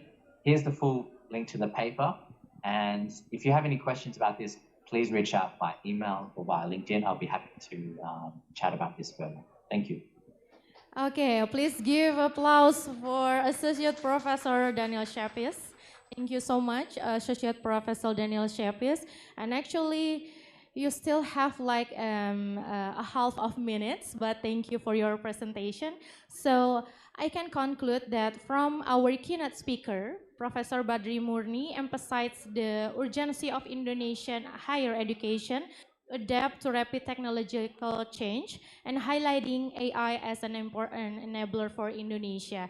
And building on this perspective, we can conclude that Associate Professor Daniel stressed out that the focus shouldn't be merely on AI tools, but on human generative AI collaboration. So Gen AI should be used to help people understand and shape increasingly complex systems, prepare organization and individuals for an even faster pace of transformation, while ensuring that human judgment and accountability remain at the center of decision making. So taken together with our keynote speaker and also the first speaker on the plenary session, their message suggests that the real challenge is not simply whether we adopt AI, but how we develop people and institutions that are capable of using AI strategically, adapting continuously, and remaining responsible for the outcomes it creates.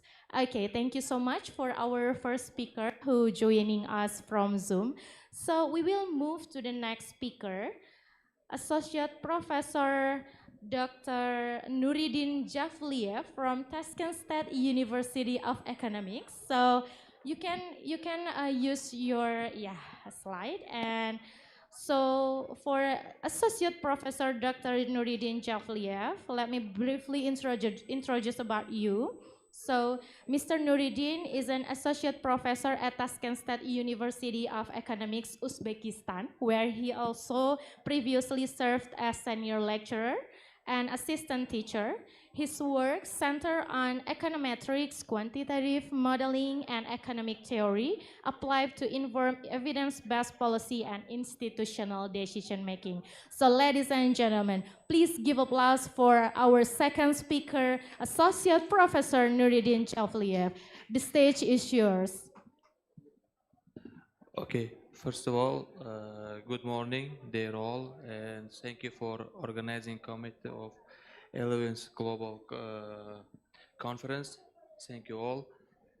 So, I am Nuruddin Javliev from Tashkent State University of Economics.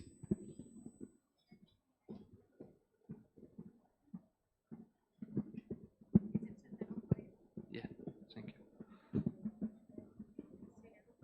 Yeah, thank you.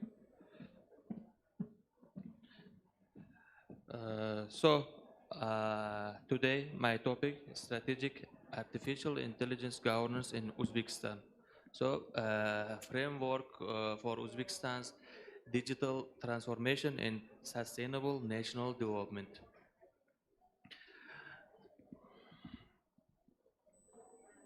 So, and today, Uzbekistan and artificial intelligence both represents generational opportunity and governance challenge. Every country accelerates its digital transformation agenda, the absence of coherent artificial intelligence frameworks creates systematic risk. This risk may be particularly in transitioning economic, navigating rapid institutional modernizations and regional geopolitical dynamics. So, first of all, today, public sector institutions of Uzbekistan are requiring adaptive governance structure to manage AI deployment without eroding citizens' trust, democratic accountability. In this case, labor-intensive economy faces accurate pressure as artificial intelligence reshapes employment structures, employment skills, employment demands, and productivity models across key sectors. And also, artificial intelligence driven growth, first of all, must be anchored in Uzbekistan's national development goals and also United Nations Sustainable Development Goal frameworks to ensure inclusive, sustainable outcomes.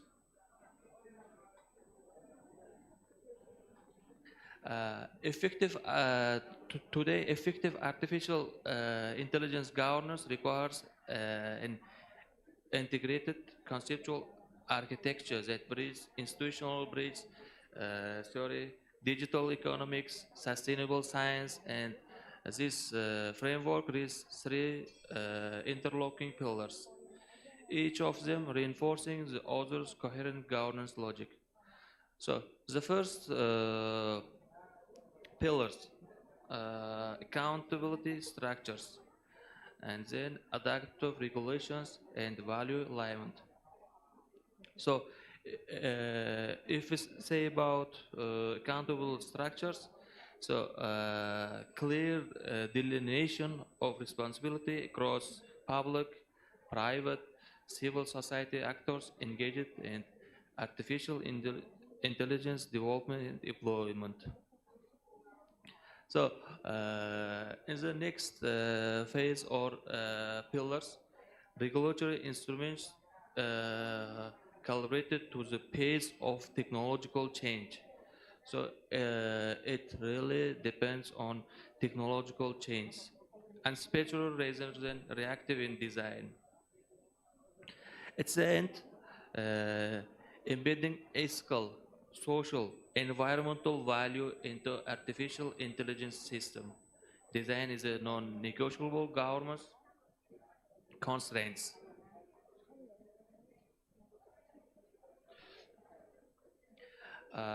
Today, Uzbekistan's artificial intelligence governance cannot be reduced to technical standards alone, but it also demands institutional reforms, such as redesigning public management process, legislative frameworks, and interagency coordination mechanisms within Uzbek state structures reflect to realistic artificial intelligence embedded economy. So,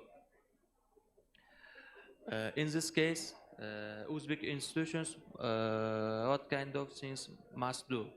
First of all, empower Ministry of Digital Technologies as a dedicated artificial intelligence oversight authority with a statutory mandate.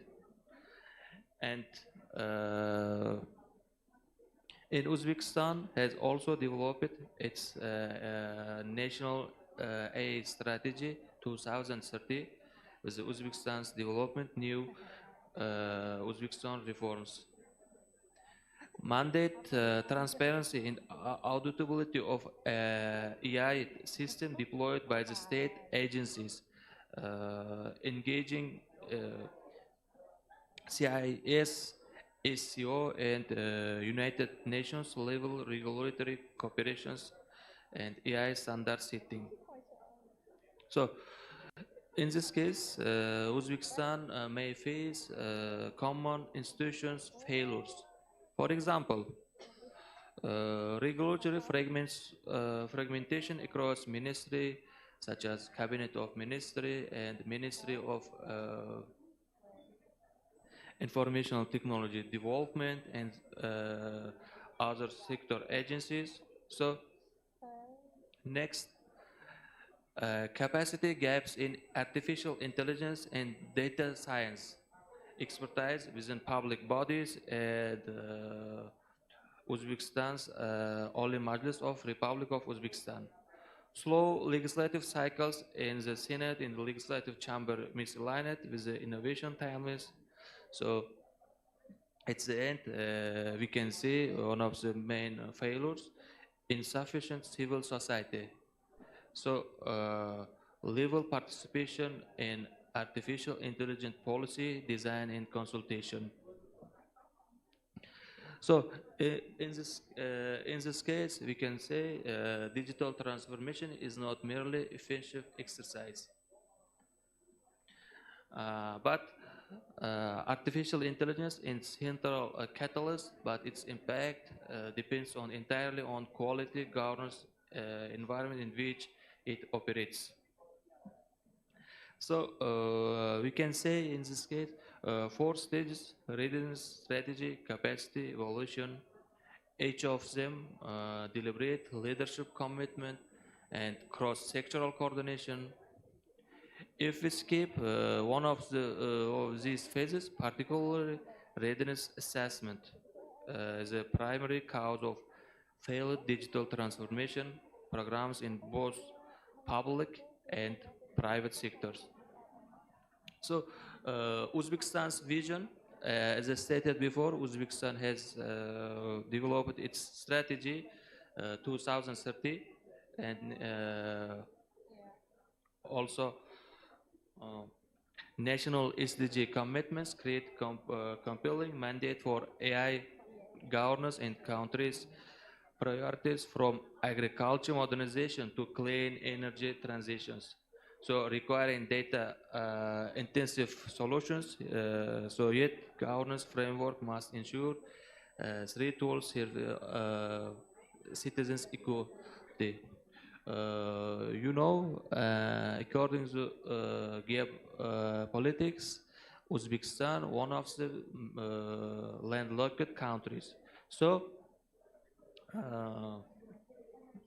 according to its Sustainable Development Goals 2 and 8, precision agriculture, artificial intelligence can address Uzbekistan's water scarcity, food security challenges, boosting rural incomes, for example, across Fergana Valley and arid regions.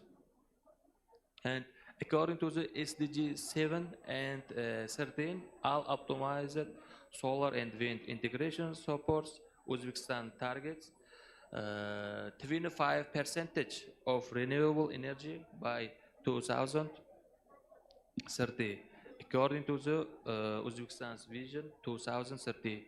And equity inclusions, according to the Sustainable Development Goals 4 and 10, governments must bridge urban-rural divide, ensuring AI-driven public services reach all 14 regions, both Uzbek and minority language speakers. Global practice reveals spectrum of government's approach. No single model, universally optimal. Effectiveness depends on institutions, maturity, economic context, geopolitical context, and political economy. So, according to the four typologies synthesis, leading frameworks current in operations. So we choose it for governance model and for primary mechanism, for strengths and for limitation of them. For example,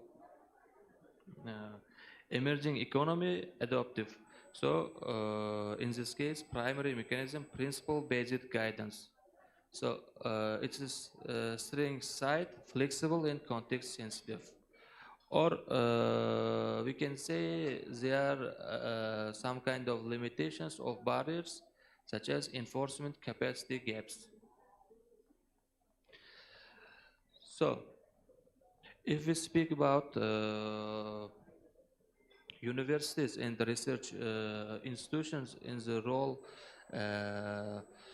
in the AI governance, Uzbekistan's academic institutions are emerging key contributors to the national AI governance ecosystem. For example, our university, Tashkent State University of Economics, Westminster International University in Tashkent, University Digital Economics and Agro-Technologies, today are simultaneously generating policy-relevant research, develop skilled professionals, and provide independent oversight of AI deployment across public and private sectors. For example, Uzbek research institutions are conducting applied on AI adoption impacts, digital economy, transitions, and governance framework suited to the Central Asian context. By the way, Tashkent State University of Economics, our university, and peer institutions are training next generation of Uzbek digital governance specialists. We can say they are equipping graduates with both technical literacy and regulatory competence. Also, Uzbek academics are increasingly engaged advising to the Ministry of Digital Technologies and National AI Strategies Task Forces, offering evidence-based guidance tailored to Uzbekistan's development priorities. And central proposition of this framework, artificial intelligence governance, digital transformation strategy, and sustainable development policy must be co-designed rather than sequenced. For example, institutional capacity, ethical standards, digital infrastructure, regulatory framework, and also sustainable targets. So, cultures. So every nation has its own cultures. So what about Uzbek cultures reflecting AI ethics? For artificial intelligence to genuinely serve Uzbekistan development, its ethical foundation must deeply rooted in local cultural values. So this ensures technology aligns with societal norms, fostering trust, acceptance, uh, rather than disruption. So as a Muslim citizens and Uzbek citizens always respect for elders and respect their families. Uh, for example, artificial intelligence design must reinforce integrational knowledge transfer, support the meaningful inclusion of elderly citizens' digital life while avoiding a system diminish their wisdom or undermine their independence. So, as I stated before, so every Uzbek citizens respect their families. So, ethical artificial intelligence in Uzbekistan prioritizes family privacy and relies on familial bonds. Data practices, services, design must preserve sanctity and well-being of the family units, core social institutions, and Mahalla community. Artificial intelligence applications should strengthen local community solidarity and participatory governance, ensuring equitable access and benefits the grassroots level of alignment with the Mahalla traditions. So after cultural values, we can say today artificial intelligence for tourism and cultural heritage in Uzbekistan. Uzbekistan has a rich history and also it's located in the Silk Road legacy. We have also some kind of historical places. So this means offers immense potential for AI-driven transformation. So in this case, by leveraging cutting-edge technologies, we can not only attract new generation of tourists, but also ensure enduring preservation of invaluable traditions. For example, artificial intelligence applications can enhance visitor experience in the iconic sites like Registan Square through augmented reality and uh, Imam Bukhari, for example, Imam Bukhari Square, and providing immersive historical narratives and interactive guides. So we can say this kind of examples, for example, Silk Road sites and museum artifacts and traditional crafts. So other sector, we can say healthcare and education, we can use artificial intelligence to revolutionize critical sectors in Uzbekistan, enhancing public services and driving societal programs. So, healthcare system. Artificial intelligence driven telemedicine platforms expand access to specialized care in remote regions, while AI powered diagnostics provide faster and more accurate disease detection, leading to improved patient outcomes and more personalized treatment plans across Uzbek hospitals. When we discuss about AI, artificial intelligence transformation in education fields, so first of all, artificial intelligence facilitates personalized learning experiences and also adopting individual student needs to paces. Language tools enhanced with the AI offer immersive ways to learn and preserve Uzbek language, also enriching cultural heritage, and last, improving literacy. Uzbekistan's artificial intelligence future. As I stated before, Uzbekistan has also developed its own artificial intelligence strategy 2030 and in some Central Asian hub by 2035. So, pioneering a new era of innovation, sustainable growth. First, in this case, first of all, talent development, advanced infrastructure, and global partnership by 2035. Cultivating skilled artificial intelligence workforce through enhanced STEAM education, research grants, specialized training programs, and for all ages. Advanced infrastructure, building robust digital backbone, secure data centers, and ubiquitous high-speed connectivity to support cutting-edge artificial intelligence applications, and also fostering international collaborations. So, international collaboration has also plays key role for Uzbekistan's artificial intelligence future. So, by attracting foreign investment in Uzbekistan, and Uzbekistan may facilitate knowledge exchange, leading AI ecosystem worldwide. So, my conclusion and recommendations. So, strategic artificial intelligence governance is not a barrier to innovation, but it is most critical enabler. And also institutions that invest coherent governance architectures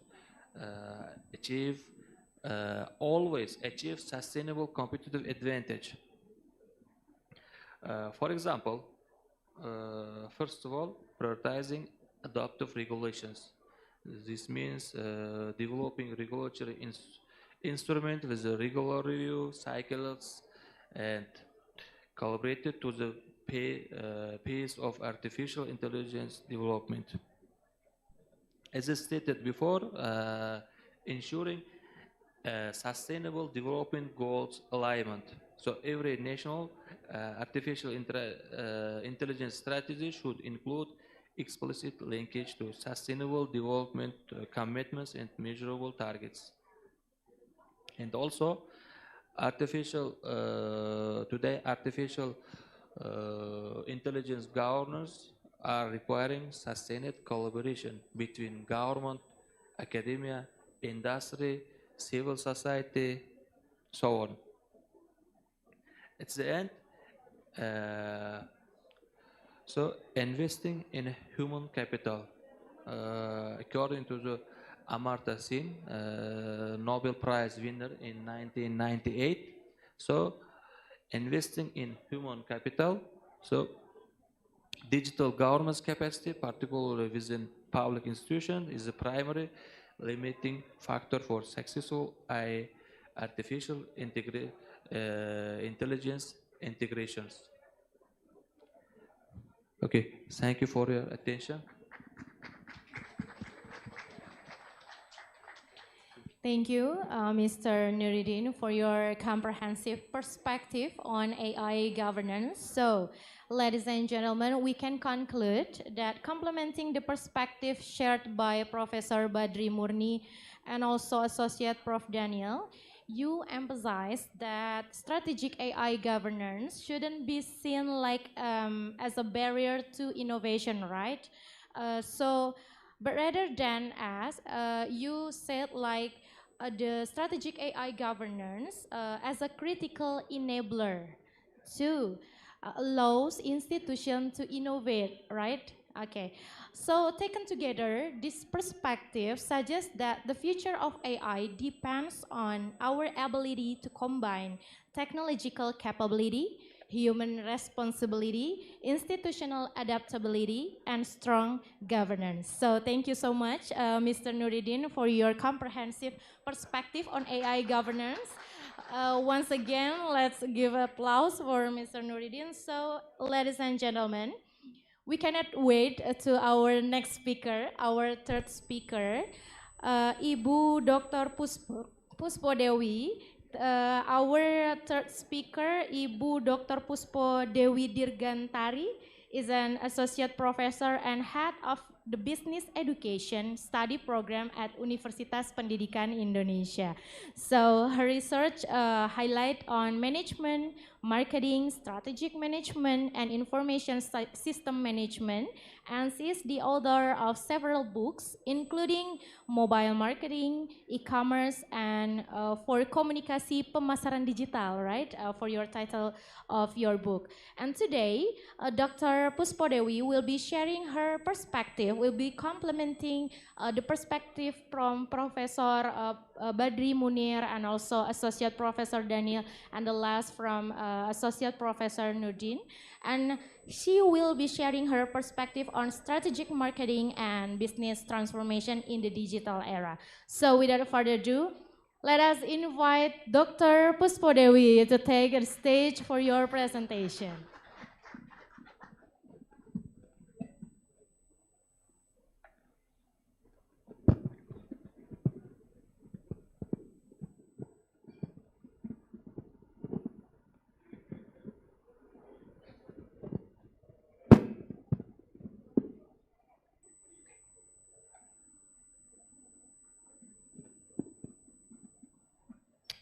Bismillahirrahmanirrahim. Good morning, distinguished guests, college, and participants. Assalamualaikum warahmatullahi wabarakatuh. May please blessing for us be upon us of all. It's a great honor to be with you today as one of invited speakers at Global Conference Business Management and Entrepreneurship 2026. I would like to begin by expressing my sincere gratitude to organizing committee, had two kind invitation, and for the consideration effort they have put into organizing the important conference. I am grateful for the opportunity to join respected scholar, professional, and institution from different backgrounds. This conference provides opportunity to exchange knowledge, develop new connection. I am honored and pleased to contribute to today's contribution or discussion.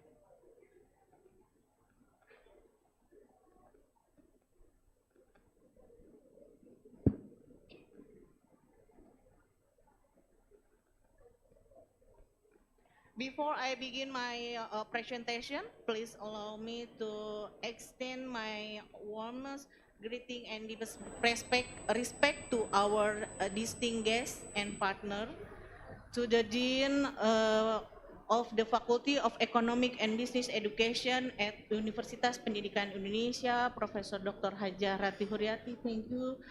Thank you for your strong commitment to academic excellence and for your continued dedication to advancing business education in Indonesia and internationally. So, lecturer and student from business education and faculty education, economic and business education. Thank you very much. I'm also honored to be part of this conference alongside several distinguished individuals who was work to continues to influence policy, academia, and industry.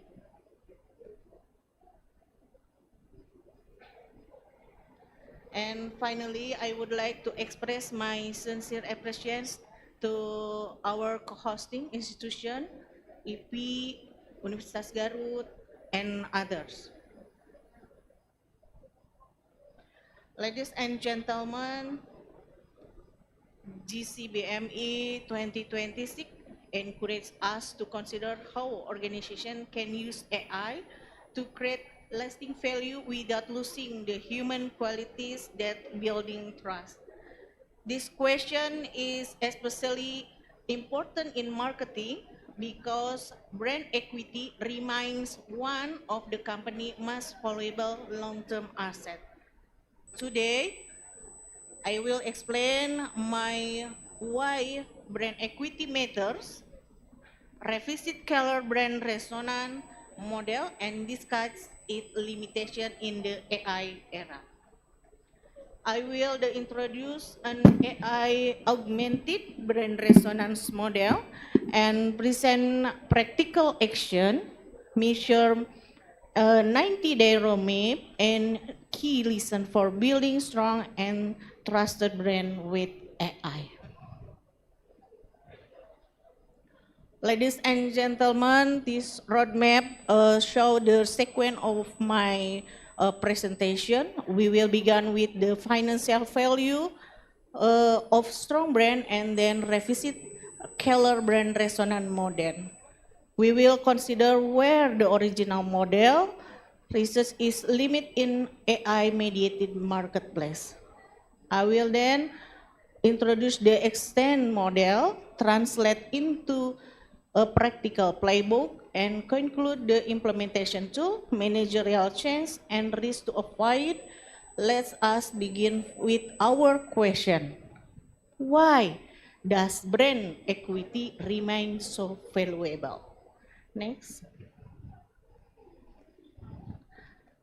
Okay, next. Okay. A strong brand is more than a name, logo, and individual marketing campaign. It is a long-term financial asset that can support sales, customer loyalty, and business performance. The figure of this demonstrated the rapid growth of AI-based personalization and its potential commercial benefit. However, personalization at scale doesn't automatically create a stronger customer relationship. To understand how brand create this long-term value, we must first return on the foundation of brand building theory. Distinguished guests, ladies and gentlemen, Keller customer-based brand equity model explain that strong brand is development through 4 connection level. Salience, create awareness and recall, meaning develop perception of the brand performance and image. Respond represent customer judgment and feeling. Finally, resonance reflect deep loyalty, attachment, community, and active engagement. Its level depend on the level below it. However, this model was developed because before AI became a major part of customer interaction, which brings us to its current limitation. Keller's original model was developed when people manage most interaction between brand and customer. Today, recommendation system, chatbot, and generative AI by influence many parts of the customer experience. Customer opinion and feelings may therefore be shaped by information selected and or created by AI. This raises an important new question. Do customers trust not only the brand but also the technology that delivers the brand experience? This question leads us directly to the authenticity paradox. Next. The authenticity paradox describes a central tension in the use of AI. AI allows brands to personalize customer experience quickly and at scale, but visible use of AI may also reduce trust. The figures show that some customers trust brand less when they see AI generate content. Many prefer brand to avoid customer facing generative AI and must expect disclosure. Because AI can create both value and risk, We need a model that incorporates AI without assuming customer trust is automatic. To address this limitation, I propose an AI-augmented brain resonance model. This is a working extension of Keller model and has not yet been empirically validated. It preserves the original 4 level but adds a relevant AI capability to each level. It also introduced a trust buffer consisting of credibility, transparency, and reputation. The next slide shows how these additions work together across the complete model. At the salience level, AI help customer discover the brand through search and recommendation. At the meaning level, it support personalized content and message. At the response level, AI help brand understand customer sentiment and respond quickly. At the level of resonance, it support co-creation, loyalty, and community. Credibility, transparency, and reputation protect trust across all 4 levels. However, framework is only valuable when manager can apply it.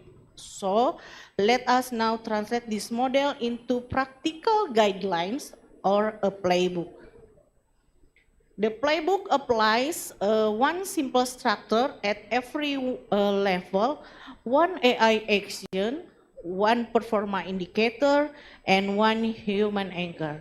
The AI action define what the technology should do.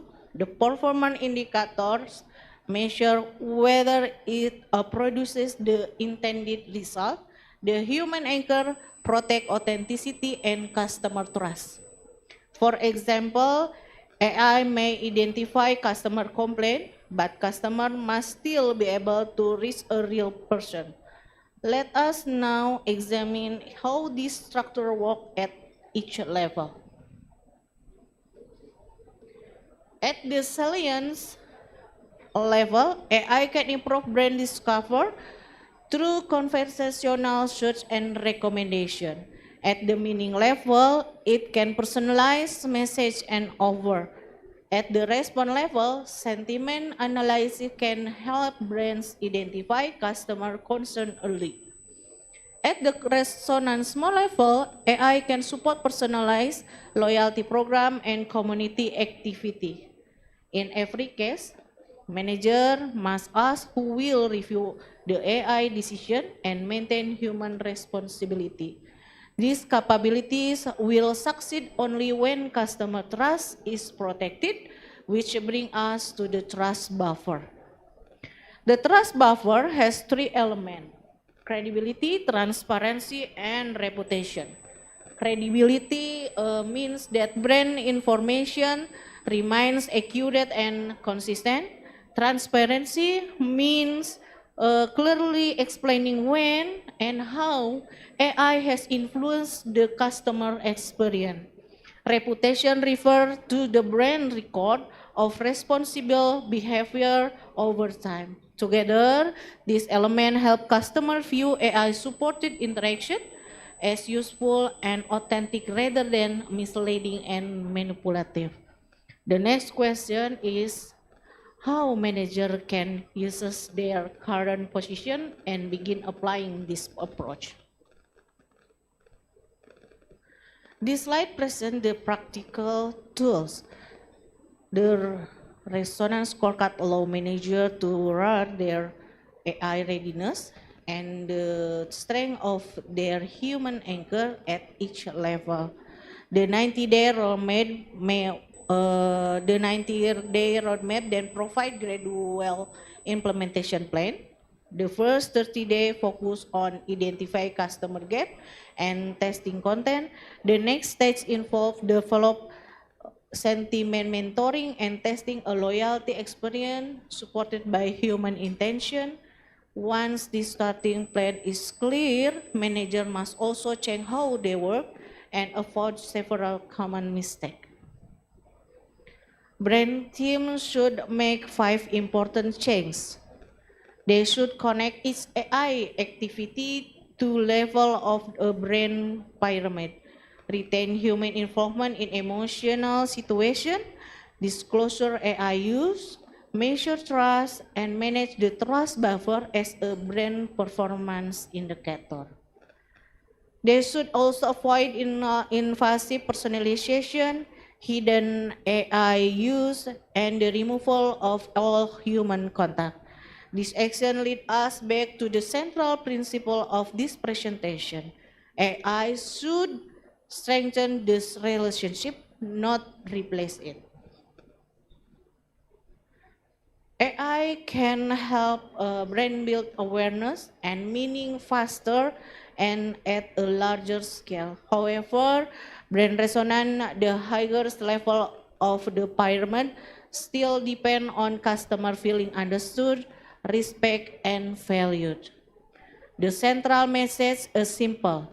Use one AI direction, measure one relevant performance indicator, and maintain one human anchor at every level. This allows brain to gain speed without sacrifice, trust, or customer relationship. With that final message, I would like to conclude. Thank you very much for your attention. Terima kasih. I look forward to hearing you too. Thank you. Wassalamualaikum warahmatullahi wabarakatuh.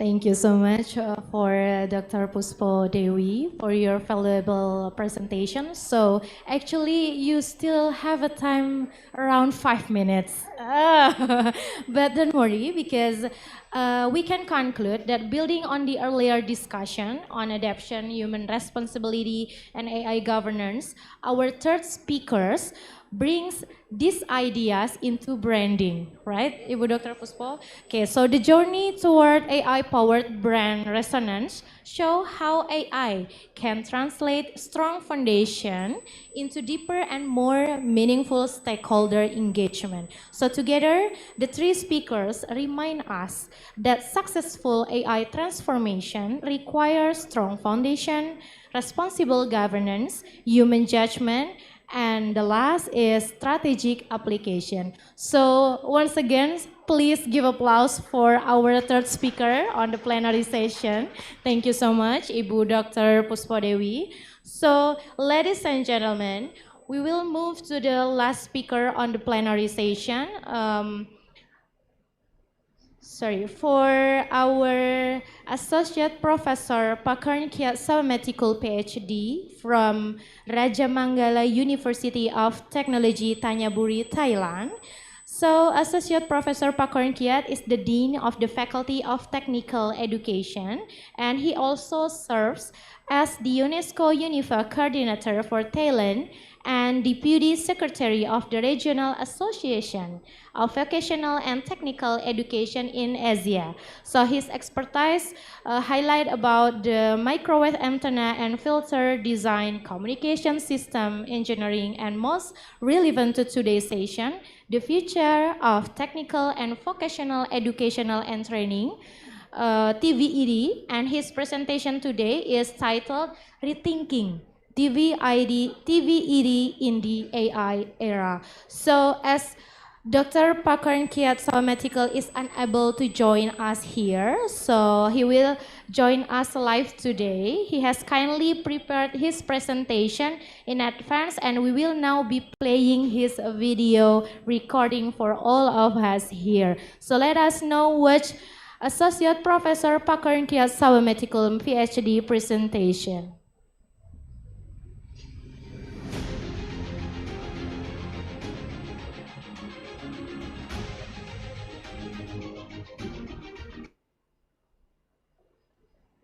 Good morning, everyone. It is a great pleasure to be here today at the 11th Global Conference of Business Management and Entrepreneurship. My presentation is entitled Rethinking TVET in the AI Era, Competencies, Applied Learning, and the Future of Work. Technical and vocational education and training, or TVET, has always played an important role in preparing people of employment. However, the nature of work is changing rapidly. AI, automation, digital platform, robotics, and data-driven decision-making are transforming industries and occupation. The questions we need to ask is not simply how can we teach students to use new technologies. The more important question is how can TVET prepare learners to work effectively, creatively, and responsibly with technology.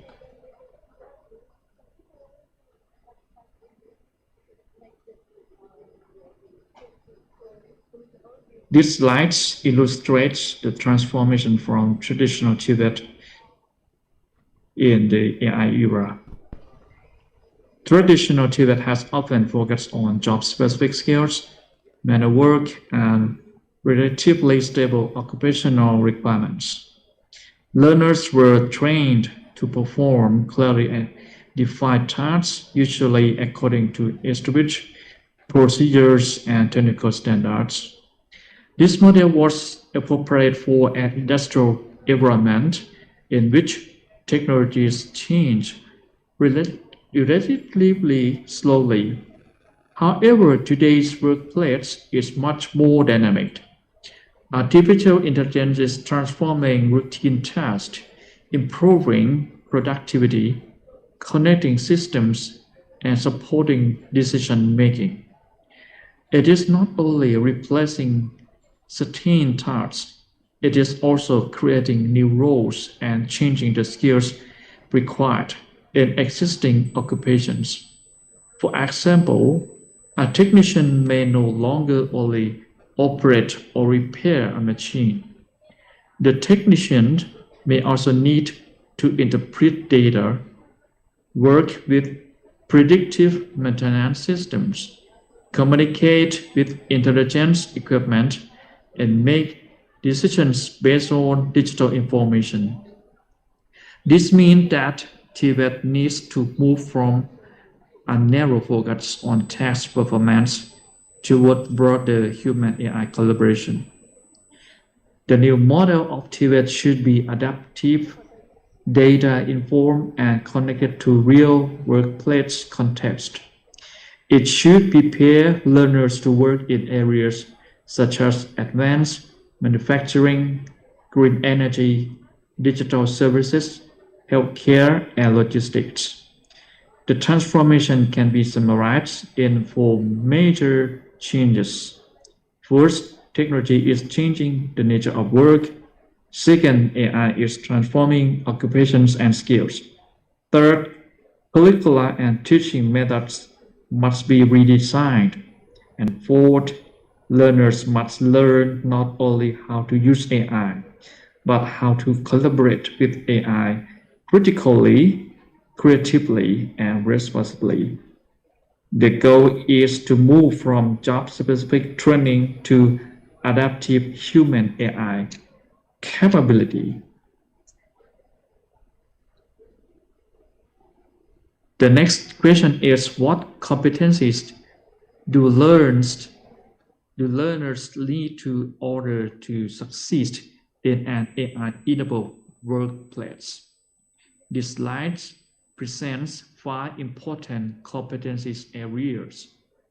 The first is digital competence and AI literacy. Learners need to understand basic digital systems, data algorithms, automation, and the capabilities and limitations of AI. AI literacy does not mean that every learner must become a programmer. It means that learners should understand how AI tools work, how to use them effectively, and how to evaluate their outputs. The second area is technology-aligned technical skills. Technical skills remain extremely important. However, they must be aligned with current and emerging technologies. Learners should gain practical experience with robotics, digital manufacturing, intelligent equipment, simulation system, and other tools used in their industries. The third area is critical thinking, problem solving, and decision making. AI can provide information and recommendations, but people still need to identify the real problem, evaluate the quality of information, understand risk, and make appropriate decisions. These human abilities are become even more valuable as technology becomes more powerful. The fourth area is creativity, communication, and teamwork. Innovation rarely happens through technology alone. It requires people to share ideas, communicate clearly, collaborate across disciplines, and work effectively with diverse teams. And the fifth area is ethics, responsibility, and lifelong learning. Learners must understand issues such as privacy bias, security, academic integrity, fairness, and responsible technology use. At the same time, they must develop the habit of continuous learning because no qualification can remain sufficient forever in a rapidly changing world. Together, these competencies create a balanced profile. We need professionals who are technically capable, digitally confident, creative, collaborative, ethical, and adaptive. Curriculum reform must be supported by meaningful learning experiences. Learners cannot develop workplace competence by listening to lecture alone. They need opportunities to apply knowledge in realistic and challenging situations. The first approach is project-based and problem-based learning. Students should work on real or realistic problems, such as designing a smart irrigation system, improving energy efficiencies, developing an automated process, or creating a digital solution for a community.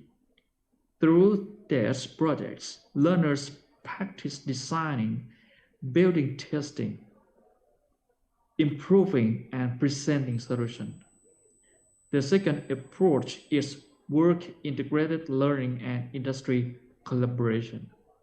Internships, apprenticeships, industry projects, mentoring, and on-the-job training allow learners to experience the expectations of real workplaces.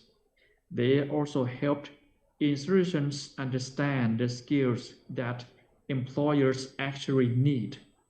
The third approach is smart laboratories, simulation, and virtual learning environments. Not every learner can access expensive industrial equipment all the time. Simulators, digital twins, virtual reality, and online platform can provide safe and cost-effective opportunities to practice complex skills. The fourth is working with real-world industry and community challenges. These challenges can come from manufacturing, business, healthcare, local communities, or public services. When learners solve authentic problems, they understand that their knowledge has real value. The fifth approach is performance and competency-based assessment. Assessment should include portfolios, practical demonstrations, projects, and clear rubrics. A written examination may show what a learner remembers, but a performance assessment can show what the learner can actually do. The learning pathway shown at the bottom of this slide is very important. Learners begin in the classroom,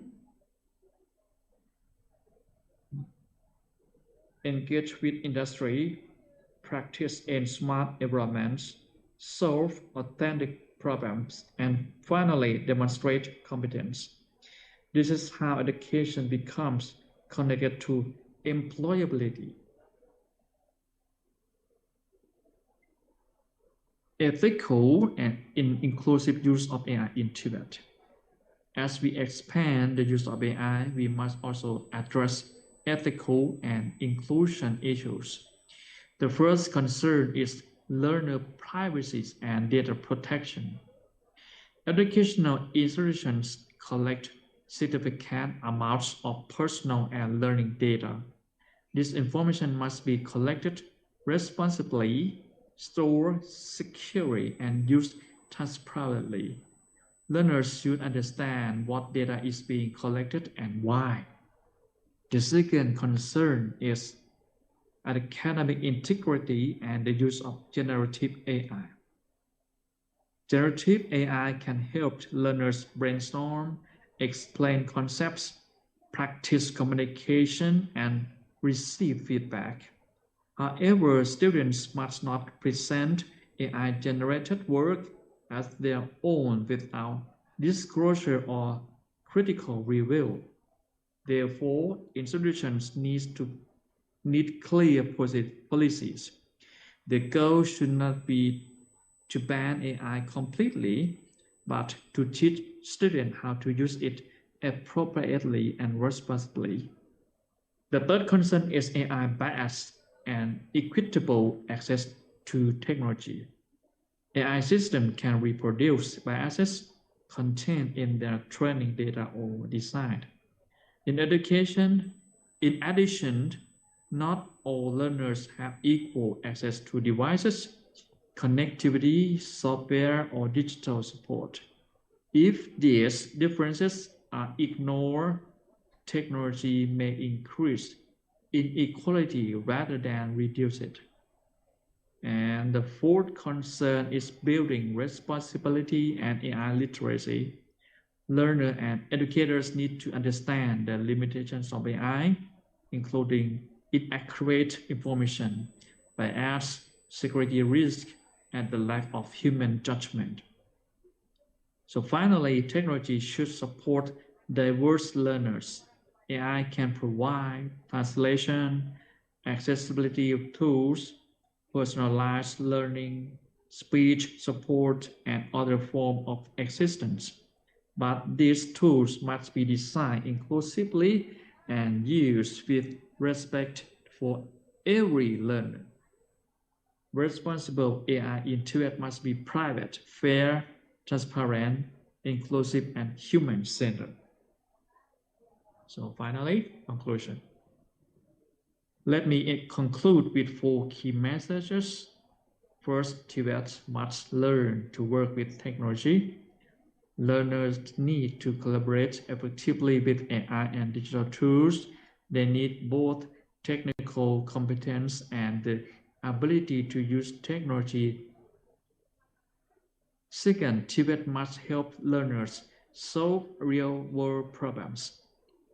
Learning should be connected to authentic workplace and community challenges. Students should be able to apply knowledge, design solutions, test ideas, and create value.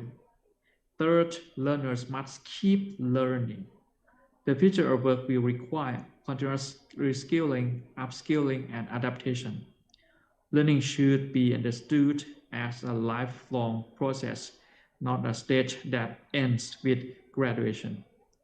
Fourth, we must use AI responsibly. AI must be used authentically, critically, inclusively, and safely. Human judgment, accountability, and dignity must remain at the center of education and work.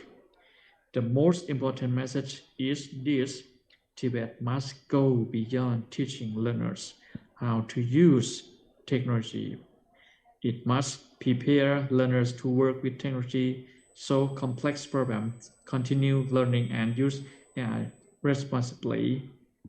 If we can achieve this, Tibet will not only respond to the future of work, it will help shape a better future output. Thank you very much. That's all my presentation. Okay, please give applause for Mr. Pakorn Kiatso, Medical PhD, for the inspiring presentation. Ladies and gentlemen, our final speaker brings today's plenary discussion into most important conclusion. While the previous speakers highlighted the need for adaptation, responsibly, AI governance and strategic AI application, this presentation for Associate Professor Pakorn Kiatso Medical remind us that the ultimate goal is to develop people. Yeah, so develop people is the most important things in the era of artificial intelligence. In the AI era, technical and vocational education and training, as Associate Professor Pakorn Kiat said, TVET, must go beyond teaching learners how to use technology. Instead, it should be like a by technology alone, but by how we educate people, how govern innovation, and apply AI responsibly to create lasting value for society. So, ladies and gentlemen, I invite you to give a big applause for our 4 speakers today on the plenary session. So we will now move into our question and answer session. Before we begin, I would like to inform you that Associate Professor Daniel Shapis had to leave the conference due to an unexpected urgent case. So on behalf of the organizing committee, we sincerely apologize for this inconvenience. But don't worry, because should you have any question to Associate Professor Daniel Shapis, you may reach his via email at daniel.shapis@uwa.edu.au. So I will spell to you. You can directly reach out him via email at daniel.shapis@uwa.edu.au. Thank you very much, everyone. And for today's Q&A session, we are pleased to have Mr. Nuruddin and also Ibu Dr. Puspo with us to respond to your question. But before that, may I kindly ask everyone to joining the Q&A session with a few simple guidelines. First, please raise your hand. Once I call you, please introduce yourself by stating the name and your institution before asking the question. And with that, let's begin our Q&A session. For our first opportunity for questions will be addressed to Mr. Nuruddin. I will invite you to joining our Q&A session. So ladies and gentlemen, everyone here at Auditorium of the Faculty of Economic and Business Education, we would like to invite you to deliver your question firstly for Mr. Nuruddin. Okay, great. One questioner, and is there any? Okay, 2. Yeah, 2. Okay. First, we give the opportunity to the man on the right side from us. The committee, please give the microphone. Okay, thank you. Thank you very much. My name is Mark Rimpon. Thank you very much. My name is Mark Rimpon. I'm from Ghana and UP. My question is about the cultural relativism and then ethical imperialism in AI.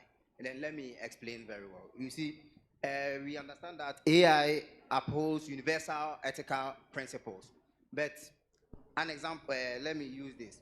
In the context of cultural adaptation, what are the ethical responsibilities of AI developers when deploying the model in diverse contexts? Example, let's say ChatGPT operates with minimal restrictions in Indonesia. So therefore, how do we balance cultural respect? Please, do you get me right? Okay, thank you so much, Mr. Mark Himpon from Ghana, Universitas Pendidikan Indonesia, right? Thank you so much. We are truly appreciate your time for asking your question to Mr. Nuruddin. Yeah, before we move to the next questioner, we have Mr. Nuruddin to answer Mr. Mark Himpon's question. It is a highlight about the ethical on AI, right? So ChatGPT operates in Indonesia, so how we balance respect to the culture on Indonesia, right? Is it your question? Okay, so please, Mr. Nuruddin, to give your answer to Mr. Mark Himpon's question. Okay, thank you for your question. So, as I stated before, Uzbekistan is a Muslim country. So, Uzbekistan has adopted its national artificial intelligence government strategy. So, in the strategy, mainly three things: respecting family, respecting elderly, and key role in Mahalla Committee. Mahalla Committee and the artificial intelligence. In the context of Indonesia, I don't know exactly, but it's a Indonesian Muslim. There should be some Islamic ethics rules.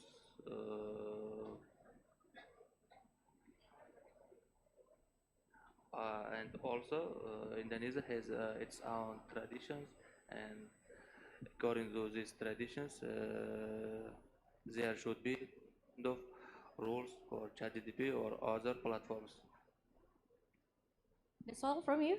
Yeah. Okay, Mr. Mark Himpan, that Associate Professor Nuruddin answer is, I think that is a very interesting point because he highlight on Uzbekistan culture, right? And he highlight particularly the family values and role of an AI committee in context of Uzbekistan. But sure that you didn't have any insight from Indonesia context, right? But if we bring this discussion into the Indonesian context, the question of AI ethics is equally important because Indonesia is also cultures diverse first, and then with strong social community and family values, also familiar with Uzbekistan context. So when global AI platforms such as you mentioned before, like a ChatGPT, operate in Indonesia, we personally can conclude from this discussion, the ethical AI shouldn't be only be about technical standard, yeah, because it is also have to ensure that AI respect about like local values that Mr. Nuruddin said before, and then cultural diversity and social norms. So perhaps this also reinforce one of the key message of our plenary session, that AI governance, sorry, I apologize, that AI governance needs to combine global technological advancement with local cultural and human values. That's for your question, Mr. Mark Kempan. Is it enough or any feedback from you? Thank you very much. So, in Indonesia, Yeah. are you planning to maybe have your own generative AI? Because as I said earlier on, though AI uses or holds the global ethical principles. Okay. But I don't want to. I have to be mindful of my mannerism because I would have bring in more examples, but which I respect. I respect the Indonesian setting very much, so I will spare that example because I wanted. So get it, understandable. Yeah. So Mr. Mark Kempan, highlighting on your concern about Indonesia context, we would like to invite Dr. Puspo maybe want to answer your question about the ethical response on the ChatGPT operates in Indonesia. How about the Indonesian context? Okay, Ibu Dr. Puspo, please give the answer from Mr. Mark Kempan question. Okay, thank you. About AI like ChatGPT, Copilot, and Gemini is general. But in Indonesian, we have a lot of norms like Islamic norm and like law and other. So this can to be depend our people to how to make or to use the AI because the norm is like Islamic norm is more depend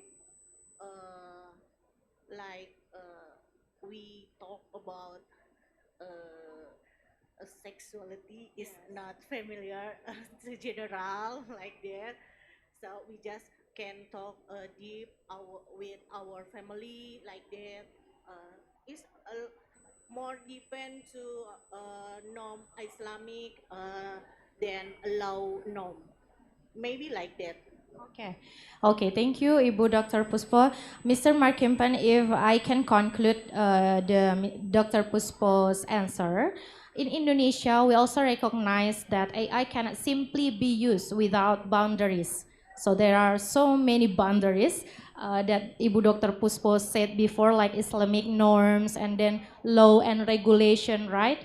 And our social and cultural values. So whether in education, business, and practical on government, AI should support human decision making. That we can conclude our plenary session mentioned before our four speakers that I have already mentioned before that AI not a tools but can support human decision making, right? So perhaps Indonesia and Uzbekistan share a similar principle. Innovation should go hand in hand with governance also. AI shouldn't only be powerful, but have to align with the values of the society itself. Okay, thank you so much, Mr. Markimpon, for your question for Uzbekistan context from Mr. Nuruddin and also Indonesia context from Ibu Dr. Puspo. So, ladies and gentlemen, we will move to the next questioner. For Mr. Nuruddin. First of all, we kindly invite the man behind us. So please, committee, give the microphone for. Okay. Oh, you got it. Okay. Please give your question and stating your name and institution. Thank you. Okay. Good afternoon, Mr. Nuruddin and all of the panelists and the attendees. My name is Bagus Emirsyah Yudhistira. My institution is from Industrial Engineering Department in University of Indonesia. I am interested in AI governance that Mr. Nuruddin shows us, especially in Uzbekistan context. So the one thing that interests me is you still want to chase the SDGs target, for example, the energy consumption and especially the water scarcity problem. Yes, but using AI, so AI consumption is really increasing the energy consumption and also the water scarcity problem. So if you want to use AI against that, but then if you use more AI, then the trade-off will be different. Yeah. So what I mean is, how can AI governance, especially in Uzbekistan point of view, combat this trade-off between energy consumption, water scarcity, and the usage of AI? Thank you. Okay, thank you. Please give applause for Mr. Agus from Universitas Pendidikan Indonesia. Engineering faculty, right? Thank you so much for joining us here on the 11th Global Conference on Business Management and Entrepreneurship. So, Mr. Agus have already asked about. So, if I may elaborate your question, yeah, I believe it touch on an important trade-off, right? Because your concern is AI. Sorry, how does Uzbekistan, for Mr. Nuruddin, balance this trade-off? What strategies or governance approaches are being implemented to ensure that AI-driven innovation support support sustainable development without compromising environmental sustainability. Is it right? Okay, please, Mr. Nuruddin, give the answer on Mr. Agus' question. Okay. First of all, thank you for your questions. So before starting my answer, I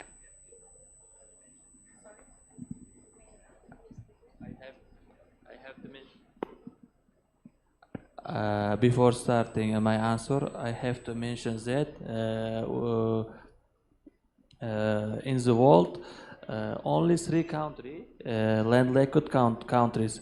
So Uzbekistan, one of the landlocked countries in the world. So our waters have emerged approximately more than 80% in our neighbor countries. So we have to think about how to use efficiently our water. So, as I stated before, Uzbekistan has adopted its AI government strategy by 2030. 2030. 2030. So in this strategy, we also use it United Nations Sustainable Development Goals. So in this strategy also the Sustainable Development Goals are given. We have also energy and climate energy use, and so now we have, if I am not mistaken, we have this goal.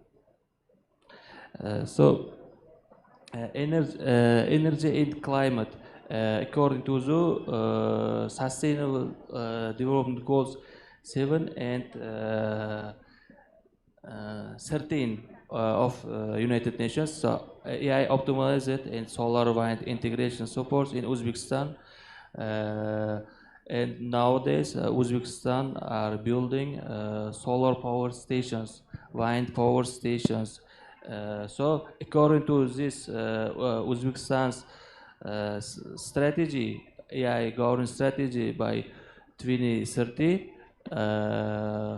25% of all energy will be renewable energy by after 2 years, after 3 years. And agriculture grows. Agriculture, as I stated before, our water is limited, so water scarcity one of the main problems in Uzbekistan, and also food scarcity. So according to this document, also boosting rural incomes and Fergana valleys, across Fergana valleys and other arid regions are planning to boost rural incomes.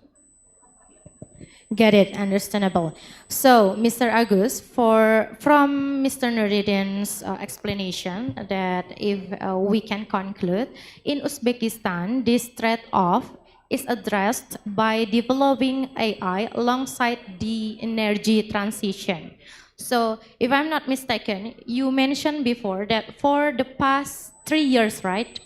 The government has made renewable energy strategy. So this is a national strategy in Uzbekistan while expanding AI and digital infrastructure. So the goal is not to slow AI development, but to ensure that the future AI growth is powered by cleaner energy. So the trade-off that you can conclude with AI itself helping to improve energy efficiency and support sustainability development goals number 7 and 13. Yeah, is it enough, Mr. Agus? Yes, thank you, Mr. Rodin, for the answer and for the explanation also. Thank you very much. And thank you, Mr. Okay, thank you, Mr. Agus, for joining us. Let's give applause once again for Mr. Agus and also Mr. Nuruddin. So, ladies and gentlemen, we have right now this opportunity to our second speaker, Ibu Dr. Puspo Dewi. So, if any one of you wanna deliver your question, feel free to raise your hand. Okay. Okay. First,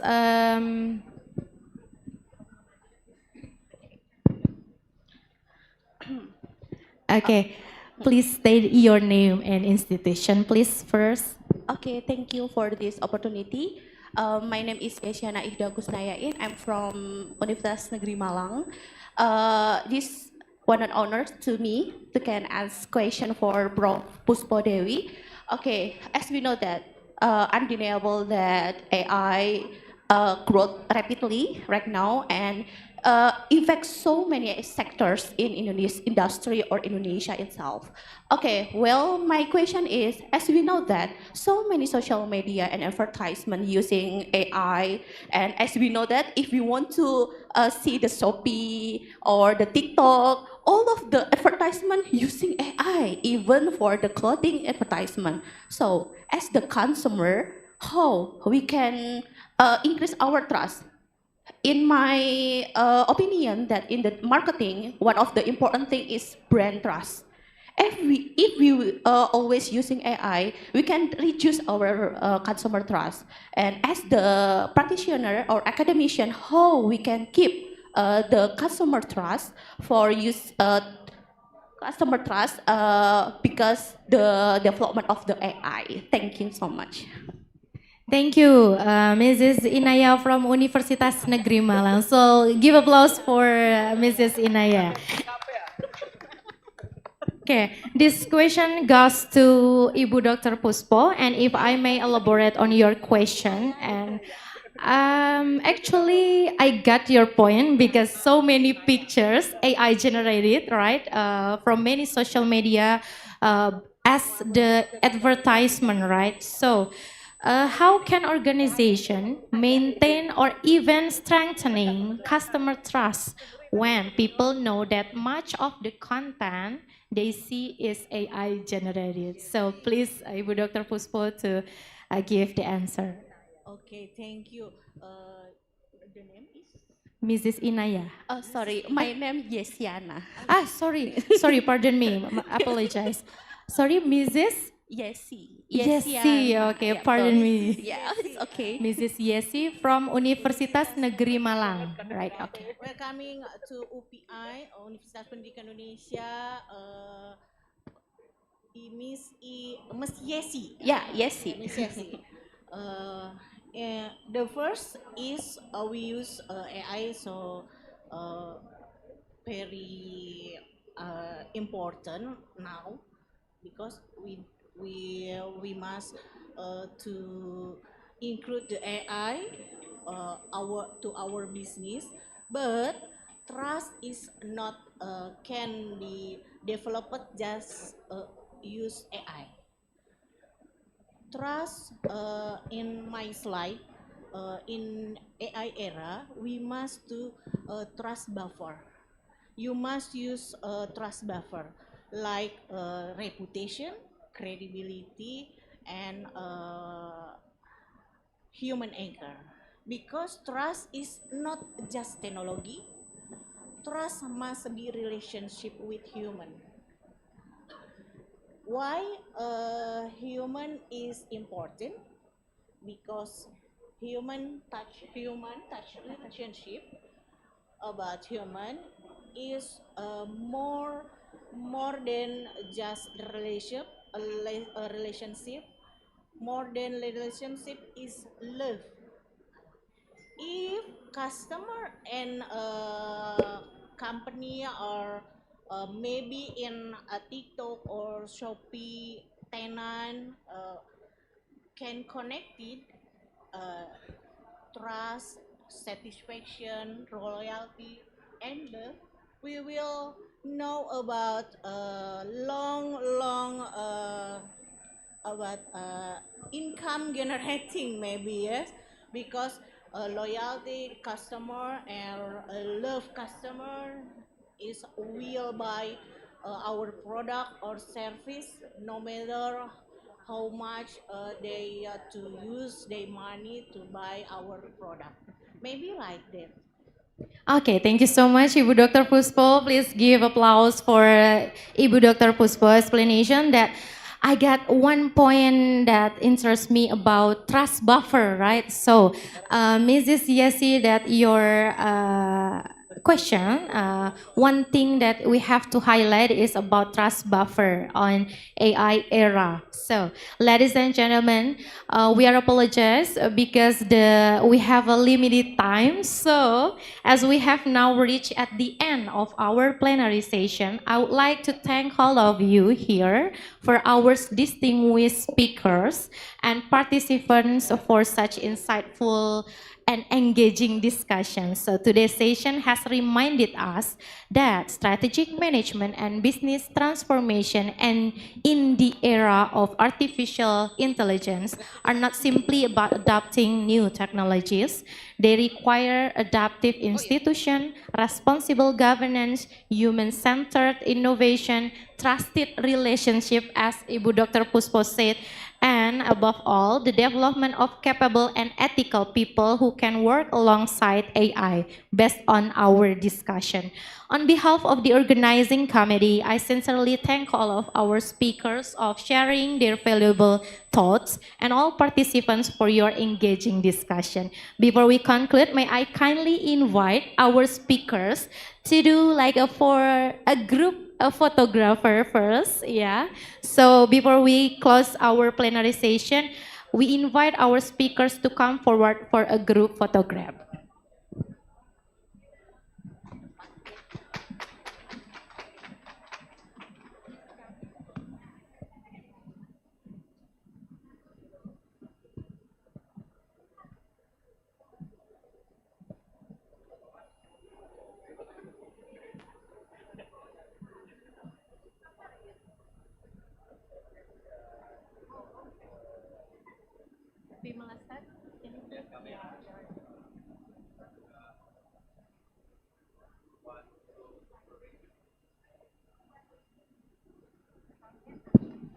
Our invited speaker. So after this, I will hand the Master of Ceremony. That's all for our plenary session, and we can conclude our plenary session. Assalamualaikum warahmatullahi wabarakatuh.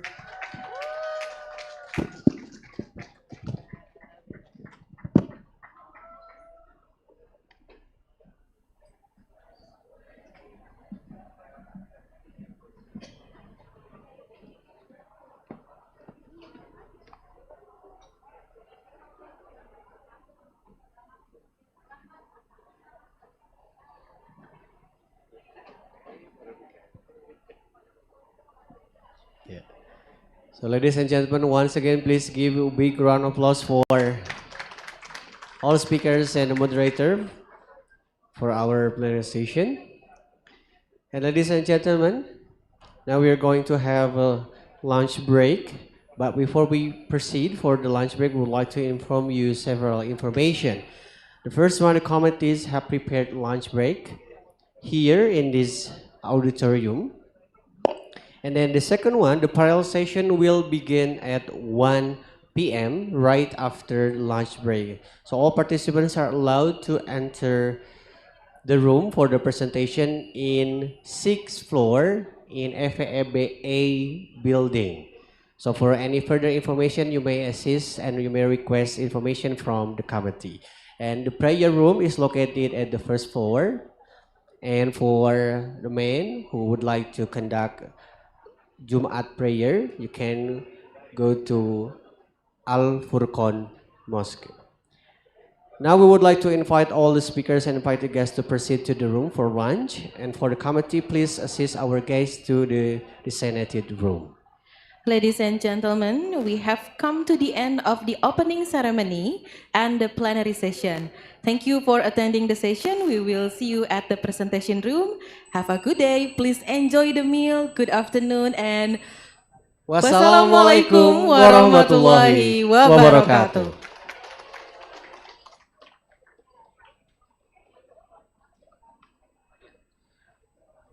Sekali lagi untuk Bapak Ibu kami persilakan dapat menikmati